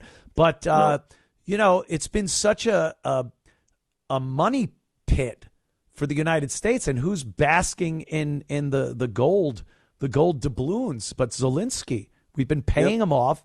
All the other countries are still paying him, and at some point, I guess it'll end, and he'll be able to go into exile somewhere when his people want to kill him. But he'll have plenty of money when he does it. I don't see him as a viable leader. I think he's very detrimental to his country and the absolute wrong leader to have in this war. Yep, it's a scary situation. Thank you for taking my call, Ant. And we need more puppy pics on Twitter. Yes, I will put more puppy pics up. Thank you, bro. Yeah. It's such a I don't know. It's a strange situation because we're so far away. We only get to hear and see what people want us to hear and see. You want it to end, even though we all like watching some good war footage, but for the love of God, those are people, and they're dying in horrific ways. You want it to end, but no one could seem to get their foot in the door of a peace process. You say one thing and people call you a puppet of Putin, and you say the other thing and then people are going, oh, this Zelensky grifter. And so what do? As I see it, one party here, Putin, at least wants to talk about peace. I don't know. Maybe I'm wrong. Who am I? I'm just a former shock jock doing a radio show here. See? Look at this. See? Right away. Elena from New Jersey strongly disagrees with me. Elena, how are you? Hello, Mr. Cumia. I strongly disagree. Am I on the air with Mr. You are Cumia? On the air right now with Mr. Cumia. How are you? Oh, my dear. Okay. Very well. And I just heard some heartfelt talk. Uh-oh. You don't agree, huh? Well, you're 100% right. Mr. Putin is very intelligent. He's a downright KGB man. They don't take stupid people. That's right. But Mr. Zelensky is not enjoying this war. His people are dying. His soldiers are dying. And, this wise, brilliant KGB communist attacked Ukraine. And what is Ukraine supposed to do? End the war because the Russians want to take its territory? Well, I understand what you're saying, Elena. I see this and I understand that, yes, he was the aggressor. He came in. Now, we could also talk for hours on end about what led him to want to do that. The annexation of Russian territory that he still feels is due Russia. But I'm not even going to get into that. I'm glad you're not going to get into it because Russia rewrote its history way back to KU when it didn't even exist as a country of Muscovy or Suzdal. There was no Russia. But, Elena, then we could also get into the fact that there was a promise made that NATO would not try to encroach upon Russian territory. But I'm not even going to get into that. We're not going to go there. Yeah, we're not going to go there. Even going to go there. What I'm going to get into with you, my dear, is that the war is on right now. Yeah. And someone needs to stop it. And Zelensky, I said he doesn't seem like he wants it to stop. He does. But you have to at some point look and say, is there any way we can win this? Or do I continue sending my countrymen into a meat grinder? There's nothing in the foreseeable future, unless another country like America really gets involved, that concludes with Ukraine winning this war. Now, I'm sorry the aggressor was Russia, but sometimes you just got to cut loose and go, we can't do this anymore. That's what wars do. Wars of attrition are very effective. One side just goes, we just can't do this anymore. And I think it's past the point where Zelensky should even have any hallucinations that his country is going to come out of this on top. And if you know you're not, then it's time to stop the killing as quickly as possible. Well, I'll tell you what. Russia wants Ukraine's territory. It can give two darn coins about its soldiers or the Ukrainian soldiers. Right. All it wants is the territory for this grand old concept of imperial Russia. That started way back with the Russian kings. Yeah, it's an old school. Peter the Great wasn't so great, and neither was Catherine. It's an old school ideology. I understand that. Yeah, but unfortunately, it's being done in 2025 right now, and it's being done. But that doesn't mean that some of the same rules don't apply to this archaic brand of warfare over on the continent. It's attrition. Like I said, it might not, the winner isn't always the most noble of people or countries.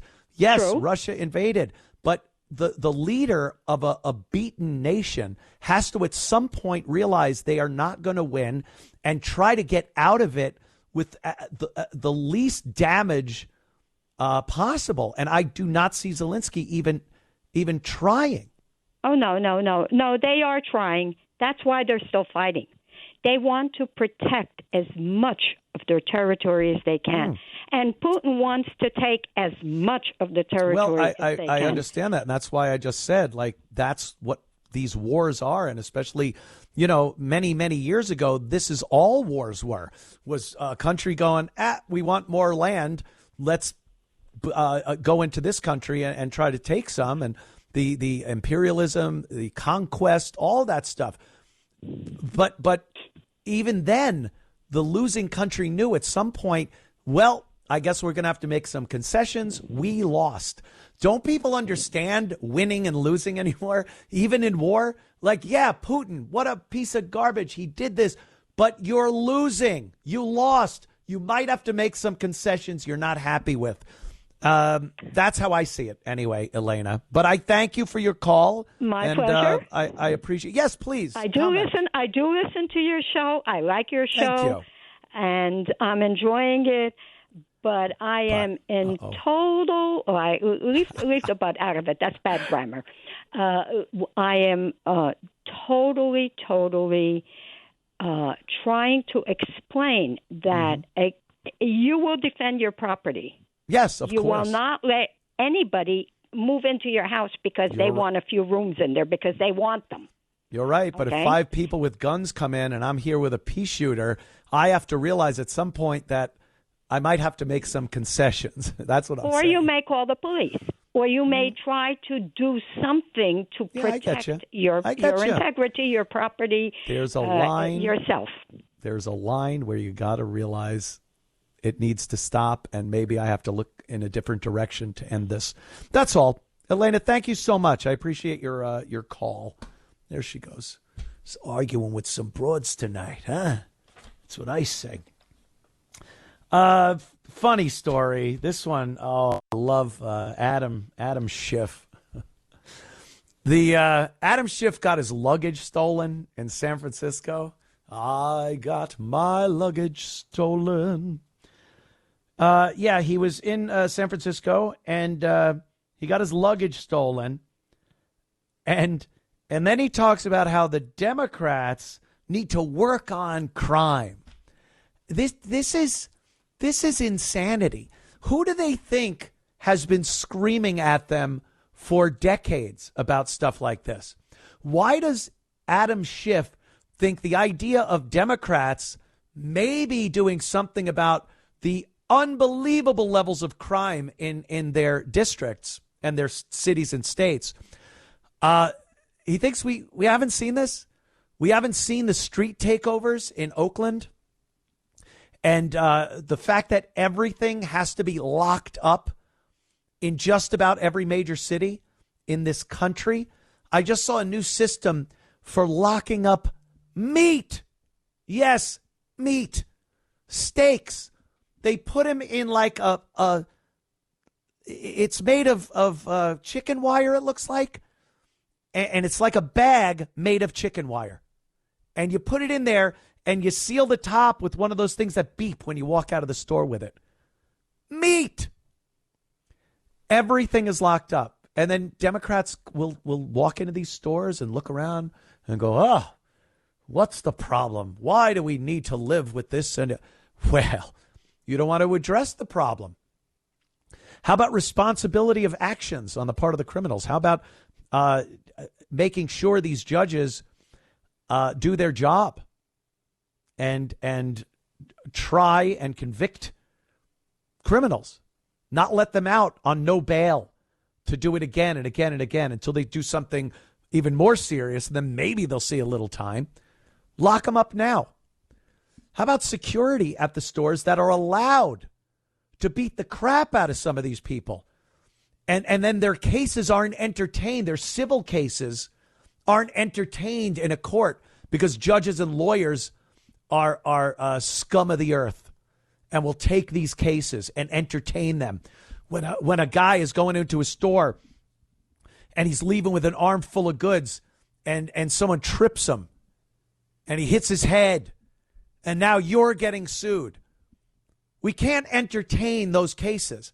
These are all ways that will remedy the problem, where we don't have to have every single thing locked up in stationery stores and pharmacies, grocery stores. It's pathetic that we have to live like this. Pathetic. And then Adam Schiff, an unbelievable lefty piece of garbage, he gets on and talks about his luggage getting stolen in San Francisco. San Francisco is abominable. And it's known for this. You can't park your car, leave it anywhere in San Francisco, and not have your windows busted if you have a suitcase in there, a briefcase, or sometimes nothing. They'll just break your windows. But I'm glad when it happens to these people because maybe just for vengeance. They never learn. Adam Schiff isn't going to go, oh, look at that. Look, my car was broken into. Maybe we should do something. But then they talk about it. Like, oh, crime? Well, I guess maybe we should. Yeah, maybe you should. Maybe you should have done it decades ago. Here's a clip. It's Adam Schiff talking about getting his luggage stolen and how, this crime, came out of nowhere. Maybe we need to do something. Listen to Adam here. So we're going to change how we do business in California. We're going to have to address people's legitimate concerns about crime. I was in South San Francisco 2 years ago after I had an experience in the city that all too many people had. When my luggage was stolen out of my car, they tell you don't ever leave your luggage in the car. I never do until one time I did. And, of course, it got stolen. And what was most memorable about the experience for me is I went to this Target in South San Francisco, 10 o'clock at night, and I'm getting the toiletries I'm going to need for my next 2 days in the city. I get to the cashier. You went there by yourself, not an assistant. I think I went there. Well, yes, I had somebody drop me off at the store, and so I an assistant. Don't need to make that an issue. I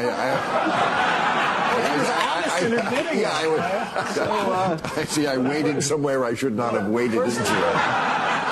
Okay. First of all, I had to get the clerk, which is hard to find, to unlock the shampoo or the whatever. So that's one thing. And then I get to the cashier. The cashier asked me if I want one of those Target bags with a little bullseye on it.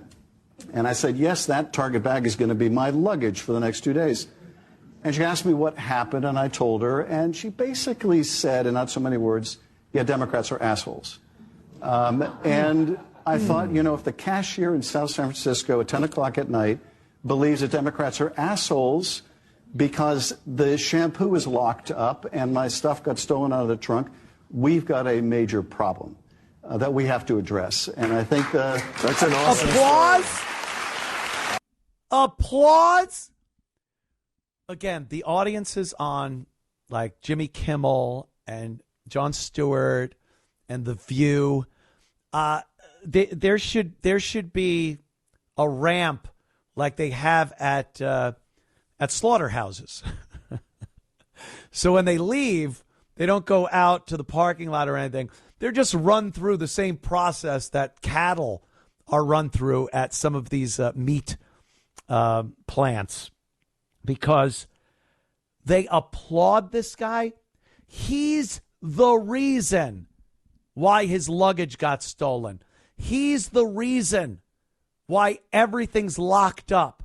He's the reason why the clerk called him what she called him. How do you applaud that? The audience should have been yelling, "It's you. You did this. We got to work on the crime." What do you honestly think the likes of Adam Schiff and company are going to do about crime? They see every single tough on crime policy as racist. They can't do anything about crime because their voter base are people of color. And since people of color seem to be involved in a lot of these crimes in a lot of these big cities, they don't want to do anything to upset them, like holding them responsible for committing crimes. But then he just sits there and gets applause for saying, yeah, maybe we are a-holes and should do something about this. Oh, God. I cannot stand these. Ugh. There was another one more here. Let me see if I could find it. It was at the beginning. Oh, yeah, AOC. Another couple of Democrat idiots, imbeciles. And I have a theory about this, too. I think AOC and Bernie are running for president and vice president. Is that what I'm being led to believe? Is it going to be AOC president, Bernie vice, or the other way around? Because they're out there. This girl, this former bartender from Queens, Jenny from the Block wannabe, she is all over the country. You don't travel the country and go to little states like Iowa and whatnot if you're just, a representative in Queens, New York. So she's obviously got her eye on bigger things. Oh, bigger. And she's going around with Bernie. They seem to be the latest political power couple on the left, which isn't saying much. But I think they're running. This listen to this clip they put together. They put together like a promo.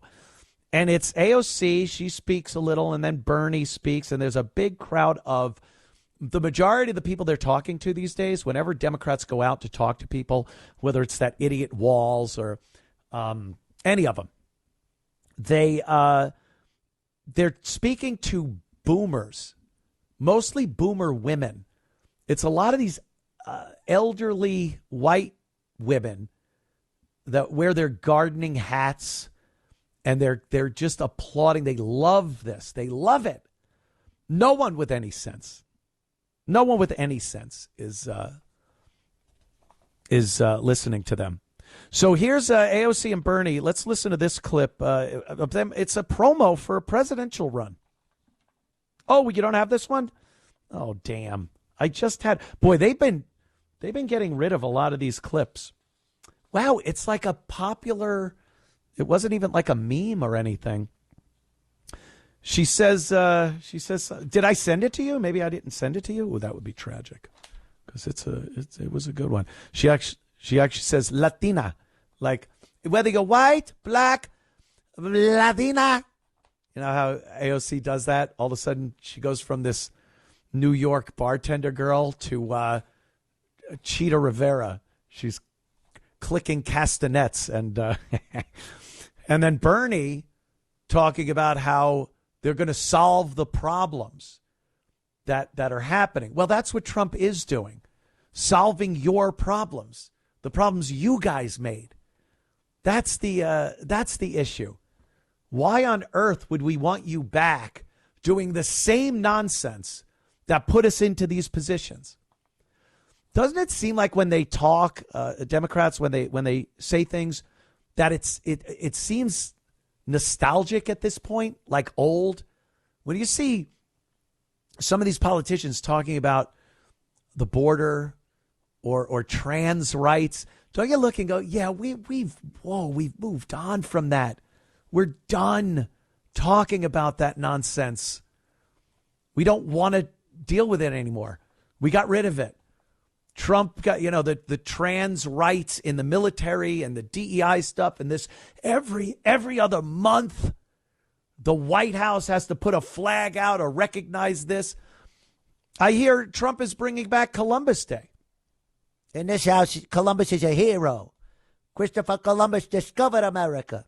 That's right. He could bring back Columbus Day instead of Indigenous People Day. We've had all these things taken away. And I'm sure eventually more Democrats will get in and they'll just screw it up again and take away Columbus Day. And we'll have to have transgender or drag queen story time for the kids. But the truth be told, it seems old now. It seems like people had it. But when you see AOC and Bernie up talking about how they want to fix things, we're still fixing it. You wrecked it. Like a woman drives a car, let's say, and rams into the curb and screws the whole front end up. And then the mechanic gets up and he's fixing it under there. And the woman comes in and goes, hey, I want to take care of that car. I'm going to fix it and make sure. He's like, no, we're still fixing your screw up. We don't need you. Please go away. Have some coffee. Make the men some coffee. We'll take another call. My throat is so screwed today. I think it's the pollen here in South Carolina. It's crazy. And the dog. I think the dog fur has really gotten in my throat. Every so often it just cuts out. But my instrument, man. It's my instrument. Here's Jim from upstate New York. Doesn't want to really give his location. He's upstate. What's up, Jim? Hey, Anthony. Yeah, I talked to you last week about the non-domicile CDL program. Oh, yes. yes. In the Catskills, actually. Oh, nice. Mount Airy Lodge. Yeah, no, that's the Poconos. All right, whatever, Jim. Close. What's up? I used to live in the Poconos. Poconos are ruined, too. Poconos are like Newark East, West now. Oh, jeez. Wasn't the Action Park in the Poconos? Action Park, right? They got a lot of water parks up there. But what happened was there was a lot of vacant homes, like vacation homes that were built that went vacant, and then they started putting Section 8 in them. Oh, and great. Then Always good. And then people started moving out of the projects in Newark and Harlem, and they're living up in the vacation homes up in the Poconos on Section 8. Where would you rather live? In Harlem in a tenement, wiping the roaches off your face in the morning, or in a vacation house up in the Poconos? A resort here in the Poconos. It's beautiful. And I bought a house in the dead of winter, not knowing that. And then come summertime, the pool looks like the Newark Public Pool. Yeah. I'm not a racist guy. I'm not. I just don't like my house getting robbed. Of course not. I hear you. No, it's not racist to not want to be robbed or have your house broken into. Or house got broken into when I wasn't there, and then they tried breaking into it when I was there because my car was in the shop, and they tried Jimmy to open my sliding glass doors on my deck. Yeah, and I seen they'll do that. Two guys running into the woods that didn't look like me. You know what I mean? But anyway, yes, Jim. I called initially about the DEI. Yeah. And it's just rampant. I mean, I got a lot of friends that are, cops, retired cops. Sure. But and I know it's hard after Black Lives Matter riots to get cops at disrespect. But they're like hiring anybody to be state police now. Like any ethnicity, short, fat, you know what I mean, tiny. I talked to a state trooper on a thruway at a rest area. This guy was literally 5 feet tall, fat. Yeah. Big, thick glasses, cross-eyed with an African accent with a lisp. I mean, what else can you check off? Yeah, what else can you check off? You see the videos, Jim. It's astounding because they are incapable of doing the job. Like they need a real cop to come over to assist them when they try to make an arrest or get control of a situation. So what good is it if you need a real cop to help you for you to be on the job? You're wasting space. You're wasting a job that one of these real cops could have where you wouldn't need two guys. State police used to look like Dudley Do-Right. You know what I mean? Yeah, now, like I said, you see two cops at night. They'll ride two cops at night because it's dangerous. When you see two in the daytime, they're usually training one. You know what I mean? Because usually they run single in a car. But they're all like, little fat black women, little fat, Spanish women, skinny little Filipino guys. I had a guy who was literally 100 pounds, 5 foot tall, pull me over. He's a Filipino state trooper. I was like, I'm not paying this 100-something grand a year and a big fat pension to protect me and my family. You know what I mean? Yeah. It's like I'm a 5'8" white guy. I can't be an NBA star just because I want to be. You know what I mean? I'm not. The mistake they make is that, look, me and you and most people respect the law. We respect the uniform, the car, the person in it to an extent. But the people that do not respect the law are not going to not attack a cop or fight a cop just because they understand it's illegal to do it. They're going to look at a slight woman or a small guy or a big fat woman that can't even run, and they're just going to take advantage of that weakness in that. They don't respect them. So what good does it do? They seem to think everyone just sees the uniform and goes, oh, well, I guess I better get in line here and let this rotund Hispanic woman teach me a lesson. But it's not the case. That's why a lot of people are put in danger. It's, again, another thing where their lives are put in danger by thinking you can have these people that are not qualified to be cops on any force. Right. And real quick about AOC, too. I read an article about her. She's like a manufactured entity. Oh, yeah. There was this wealthy Indian tech guy who wanted to primary the guy who had the position before her, the incumbent. And he put out like this casting call. Hundreds of people answered. She picked her. Wow. And then she won. And he was so influential with her initial decisions, she had to technically fire him because it was too obvious he was calling the shots. And now with this Green New Deal, that's like a playbook from the Chinese communist government that deballed our power with our natural gas and energy. Make us dependent on everything electric and no gas. Really, it was like where's the dark money coming to fund these people? Yep. You know what I mean? Where's the dark money that the squad? You know what I mean? There's dark money behind them to upend this country that people don't realize. They think they're just fighting for the common man and this and that, and they're not. No, and they say it's obvious. With the Ukrainian war, real quick, that's such a complicated issue. We had a weak, corrupt moron in here that Putin played like a fiddle. Well, he gave Putin the signs to go. First of all, he set Putin's hairs up on his neck when he was talking about letting Ukraine get into NATO. Yeah. That's when Putin started forming the troops on their border. Yep. And then Biden says, well, if it's just a small incursion, that was the go word. That was the go word. And now you got this corrupt ex-comic, president. Not only one of his right-hand men, Zelensky, was on the board of Burisma with Hunter Biden. Yeah, that's the Hunter Biden and the money that was exchanged. Right. Yeah, of course. It's all a criminal enterprise. Yep. I have a friend who's Ukrainian, and his family left there. They had a business there. He said it's the most corrupt society you could possibly imagine. You got to pay everybody off.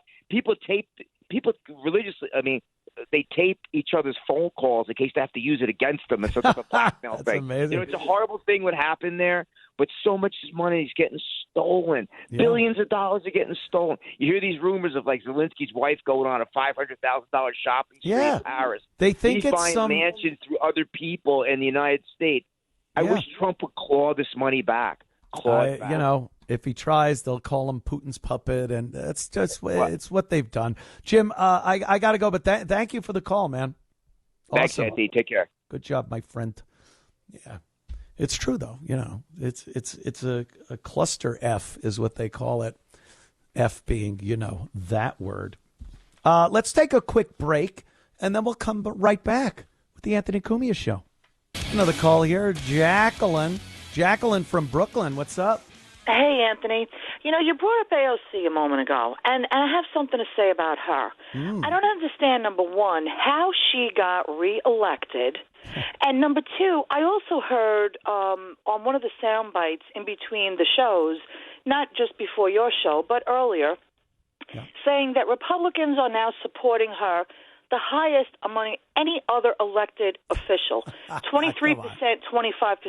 Now, you tell me, are these Republicans out of their mind? Yeah. And is this poll accurate? Because personally, I don't believe in polls. Yeah. But how did she get reelected? And that kind of snowballs with regard to Andrew Cuomo. How do these polls show him ahead of everyone at 60%?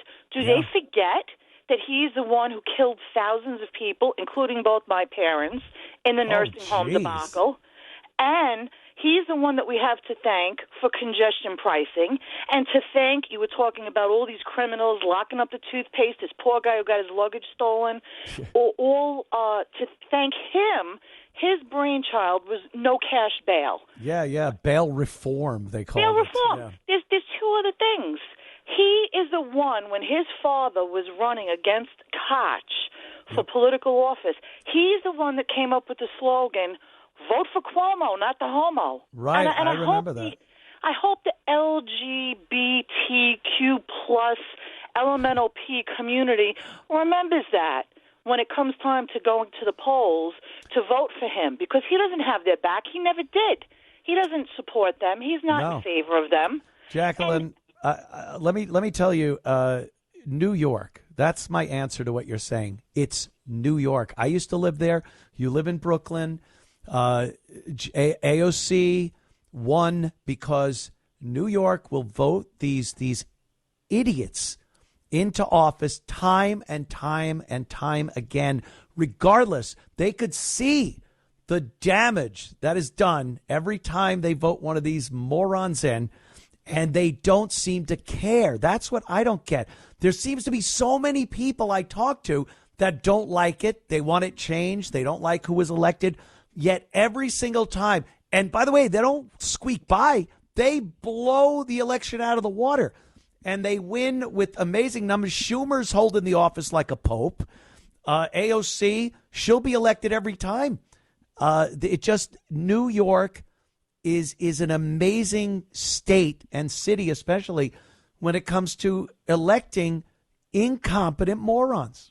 But I think a big part of the blame deserves to go to the Republicans, the conservatives, the independents, and the Democrats who really are common sense, old-time Democrats. They stay home. They listen to these polls. They hear that Cuomo's leading at 60%. They say, why should I bother to go out and vote? In the meanwhile, it's the most important time for every single one of those registered voters to get out and vote and make a very clear statement against him and against all of these other politicians who care only about their own best interests, not about the people of the city of New York. But you know he's probably going to win, right? You know this. I say if Curtis plays his cards right and he can cross party lines and he can get people, motivate people to get out and vote, he's got the best chance that he ever had. I love Curtis. And I think he would make a really good mayor. He's knows New York. He's been here forever. He's has the experience of an on the street New York guy, not this professional politician kind of guy. But money's a big issue. We all know that. Right. And Cuomo's ability to just smear him, make him look bad, whatever it is, that's what they do. I've got another question for you. Yeah. I've got another question for you. Letitia James is the one that led the race to get him out, to put Cuomo out of office. Right. So how come, if he was unfit to be governor, she's silent? I haven't heard a peep out of her. Is he now all of a sudden qualified to be mayor of New York City? How come she's not up on her soapbox the way she was when she tried to get him out of the governor's office? Well, maybe she's got other things to worry about, like some fraud, mortgage fraud, and other things that hopefully we see some kind of indictment come down for Letitia. But it doesn't matter. Nothing makes sense at face value with these people because right behind the scenes, there's money going back and forth, favors, cronyism. It's also, she could be oh, this guy needs to go. He killed a bunch of people, and he's sexually harassing women, and then just saying he's Italian. Yeah, and then she's clamoring to get him out, and now she's fine with it because people came to her and said, look, you don't have to cheer him on, but don't you say anything bad. And she goes, well, what's in it for me? And then she gets a little something. There you go. Yeah. People need to wake up. Wake up. Welcome to Alice in Wonderland's world. Yep. Thank you, Jacqueline. Thank you, Anthony. There she goes, Jacqueline. My little caller friends. I remember when I used to listen to the AM radio in the car with my dad. And you'd listen, and the host would take a call, like Bob Grant. And he'd be like, oh, I know this guy. And then him and Bob would talk like friends because he knows him from the phone. I don't know how the hell I ended up here, but it's pretty cool. It is pretty cool indeed. Well, Letitia James, you're talking about her. There's Jasmine Crockett, as you know. Jasmine Crockett is she's been bad-mouthing the United States of America, bad-mouthing Donald Trump, and, of course, Elon Musk. And to have this woman, she's a wannabe gangster, which is hilarious. When you hear her speak years ago, when she got out of college and was pursuing a career in the law, she sounded amazing, very articulate. She wasn't using slang terms. She certainly wasn't using an urban vernacular. She was very coherent. Well, nowadays, she's like, she got to throw a little inner city slang in there and kind of sound more black, I guess. She was on the Jimmy Kimmel show. That is where blithering idiots collect and speak of complete nonsense. Jimmy Kimmel. So Jasmine Crockett went on the show, and she's calling Elon Musk an idiot. Now, you might not like Elon, but idiot, really? Have you looked around? So listen to Jasmine talking about Elon. The level of incompetence is almost like incomprehensible. It is so bad. And when you bring up the idiot known as Elon Musk,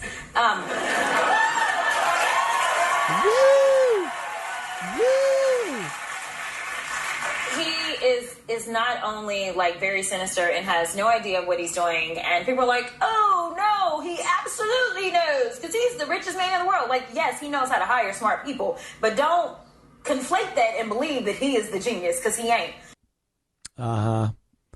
Woo! Another audience that needs the ramp and the conveyor belt and the spinning butcher's knives because I can't imagine those people are doing anything to better the country or the entire planet. The audience at Kimmel. So Jasmine Crockett calls Elon an idiot, says he doesn't know what he's doing. He's rich, but it's other people that made him rich, I guess. I don't know. You look at Apple and Steve Jobs, and you saw a visionary, a man who knew how to hire the right people, get an idea turned into reality. That iPhone, man, it's every so often I watch that keynote speech that he gave back in, I believe it was 2007, when the iPhone first came out. And it's just fun to watch. It's exciting. I know I'm a nerd. I get it. But it's exciting. And he had an idea, and he hired people that had ideas and solutions. And they got together, and they worked at it and made this amazing device that everyone would turn around if you were 10 miles from your house on your way to work if you forgot it at home. Elon is very similar to Steve Jobs in that respect with Tesla. He's an idea guy. He gets these, he can imagine that there is a viable car that runs on electricity. It's not just some weird weird device that no one would use, but look, we got a prototype or something. It's amazing. SpaceX. Hey, we're going to put things in space. What? The government does that. Private companies don't put things in space. We want to do it. Let me hire the right people and we'll figure out how to do it. We're going to recover booster rockets. They're going to miraculously land where they took off from. Just astounding. Starlink. How many government agencies, our own, by the way, here in the United States, but in the world, how many? We're talking about high-speed internet access everywhere on Earth. Starlink and Elon did that. And you could be in the middle of the Sahara Desert right now and get high-speed internet access. But Jasmine Crockett calls him an idiot. And the sheep, the cashew-brained morons applaud this woman for calling him an idiot. It's embarrassing. And this is your go-to? I have a theory about this. I do believe that that the real Democrats, not even good ones, I mean, just the ones that are really in power, the ones that make the decisions, who's going to get the Democratic nod for president and who's going to get this job and that committee member, those people, they are letting these idiots run amok during the early and even most of, I think, the Trump administration. You're going to see people like Jasmine and Maxine and all the rest of these idiots that Presley, the bald-headed one. You're going to see them speaking out, going nuts, bringing up the same old stuff like the woman on the phone said, LGBTQ and all the nonsense that lost them the election. Those are the people you're going to see for quite some time. After a while, you're going to see sensible Democrats come out and start addressing America. And the sole purpose will be of these idiots speaking nonsense for maybe 3 years will be to make any Democrat that comes out and speaks reasonably seem like a moderate. If you listen to these idiots, imbeciles, spouting their nonsense, their anti-American, just non-constructive, just blather, and a couple of Democrats come out in a couple of years and start talking about real solutions, and they could even be technically liberal ideas, they will seem like a godsend to the Democrat Party. What? He's talking about really a way to maybe fight crime? They're talking about the border and maybe we do need to do this and they have a plan and meanwhile AOC's running around the country cackling. Jasmine Crockett is calling Elon Musk, one of the most brilliant people in our modern age, an idiot. Yeah. So that someone can come out and go, hey, people, maybe we should address this. And the country will go, oh, look at this guy. He's a Democrat. He sounds reasonable. It's forced perspective. If they give you enough of this nonsense, then anyone's going to seem much better than they would if they just came out in the first place without the huge distraction of idiocy. Anyway, all right, quick break, and we'll be right back to finish up with the Anthony Cumia Show. And, talking about how, the mental patients on the left are going to somehow make any other Democrats seem moderate when they really put the serious people for president in 2028. Here's a great example. This is insane. This is somebody who believes there can be male lesbians. I'm not kidding. This is all over the place, too. You go to any social media platform, you will see the nose ring, the wild colored hair, the lip ring, there's just so many things where you look and know immediately you are going to hear some insanity, literal insanity, somebody that is so out of whack. And this is what I think they're really pumping up to make any other Democrat that is even slightly reasonable seem like an amazing moderate that you would want to vote for. So check this clip out. It's a girl talking about male lesbianism. And tell me if you even can figure out what the hell this kook is talking about.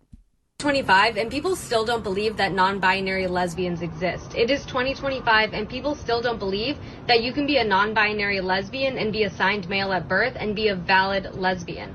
It is 2025 and people still don't believe that you can use he, him pronouns and identify as a lesbian. Hey, I made a Venn diagram based off of this reel. Do you want to see it? Let's get started. Over here we have non-binary folks, and over here we have assigned male at birth, meaning they were born okay, as men. Enough. I can't even take it anymore. I can't even take it.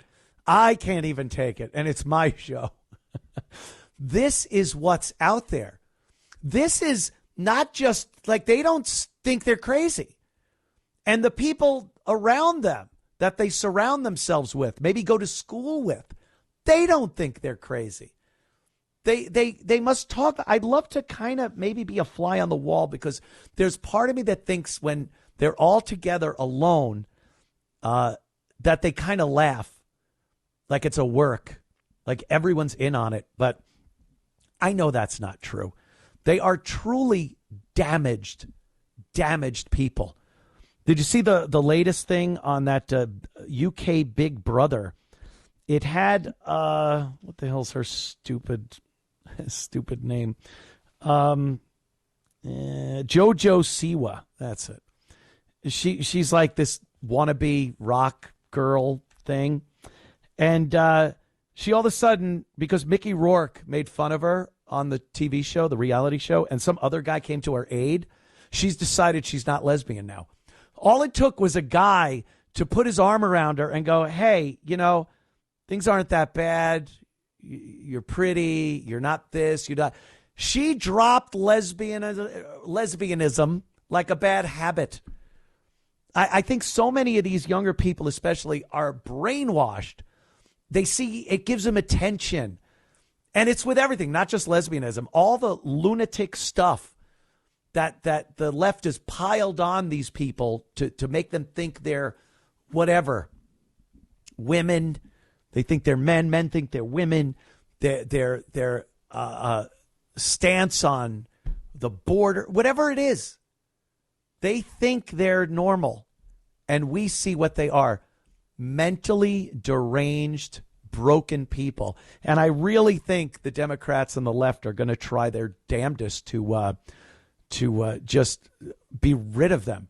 Yeah, we don't do that anymore. Now we're Democrats running for president in 2028. We'll see.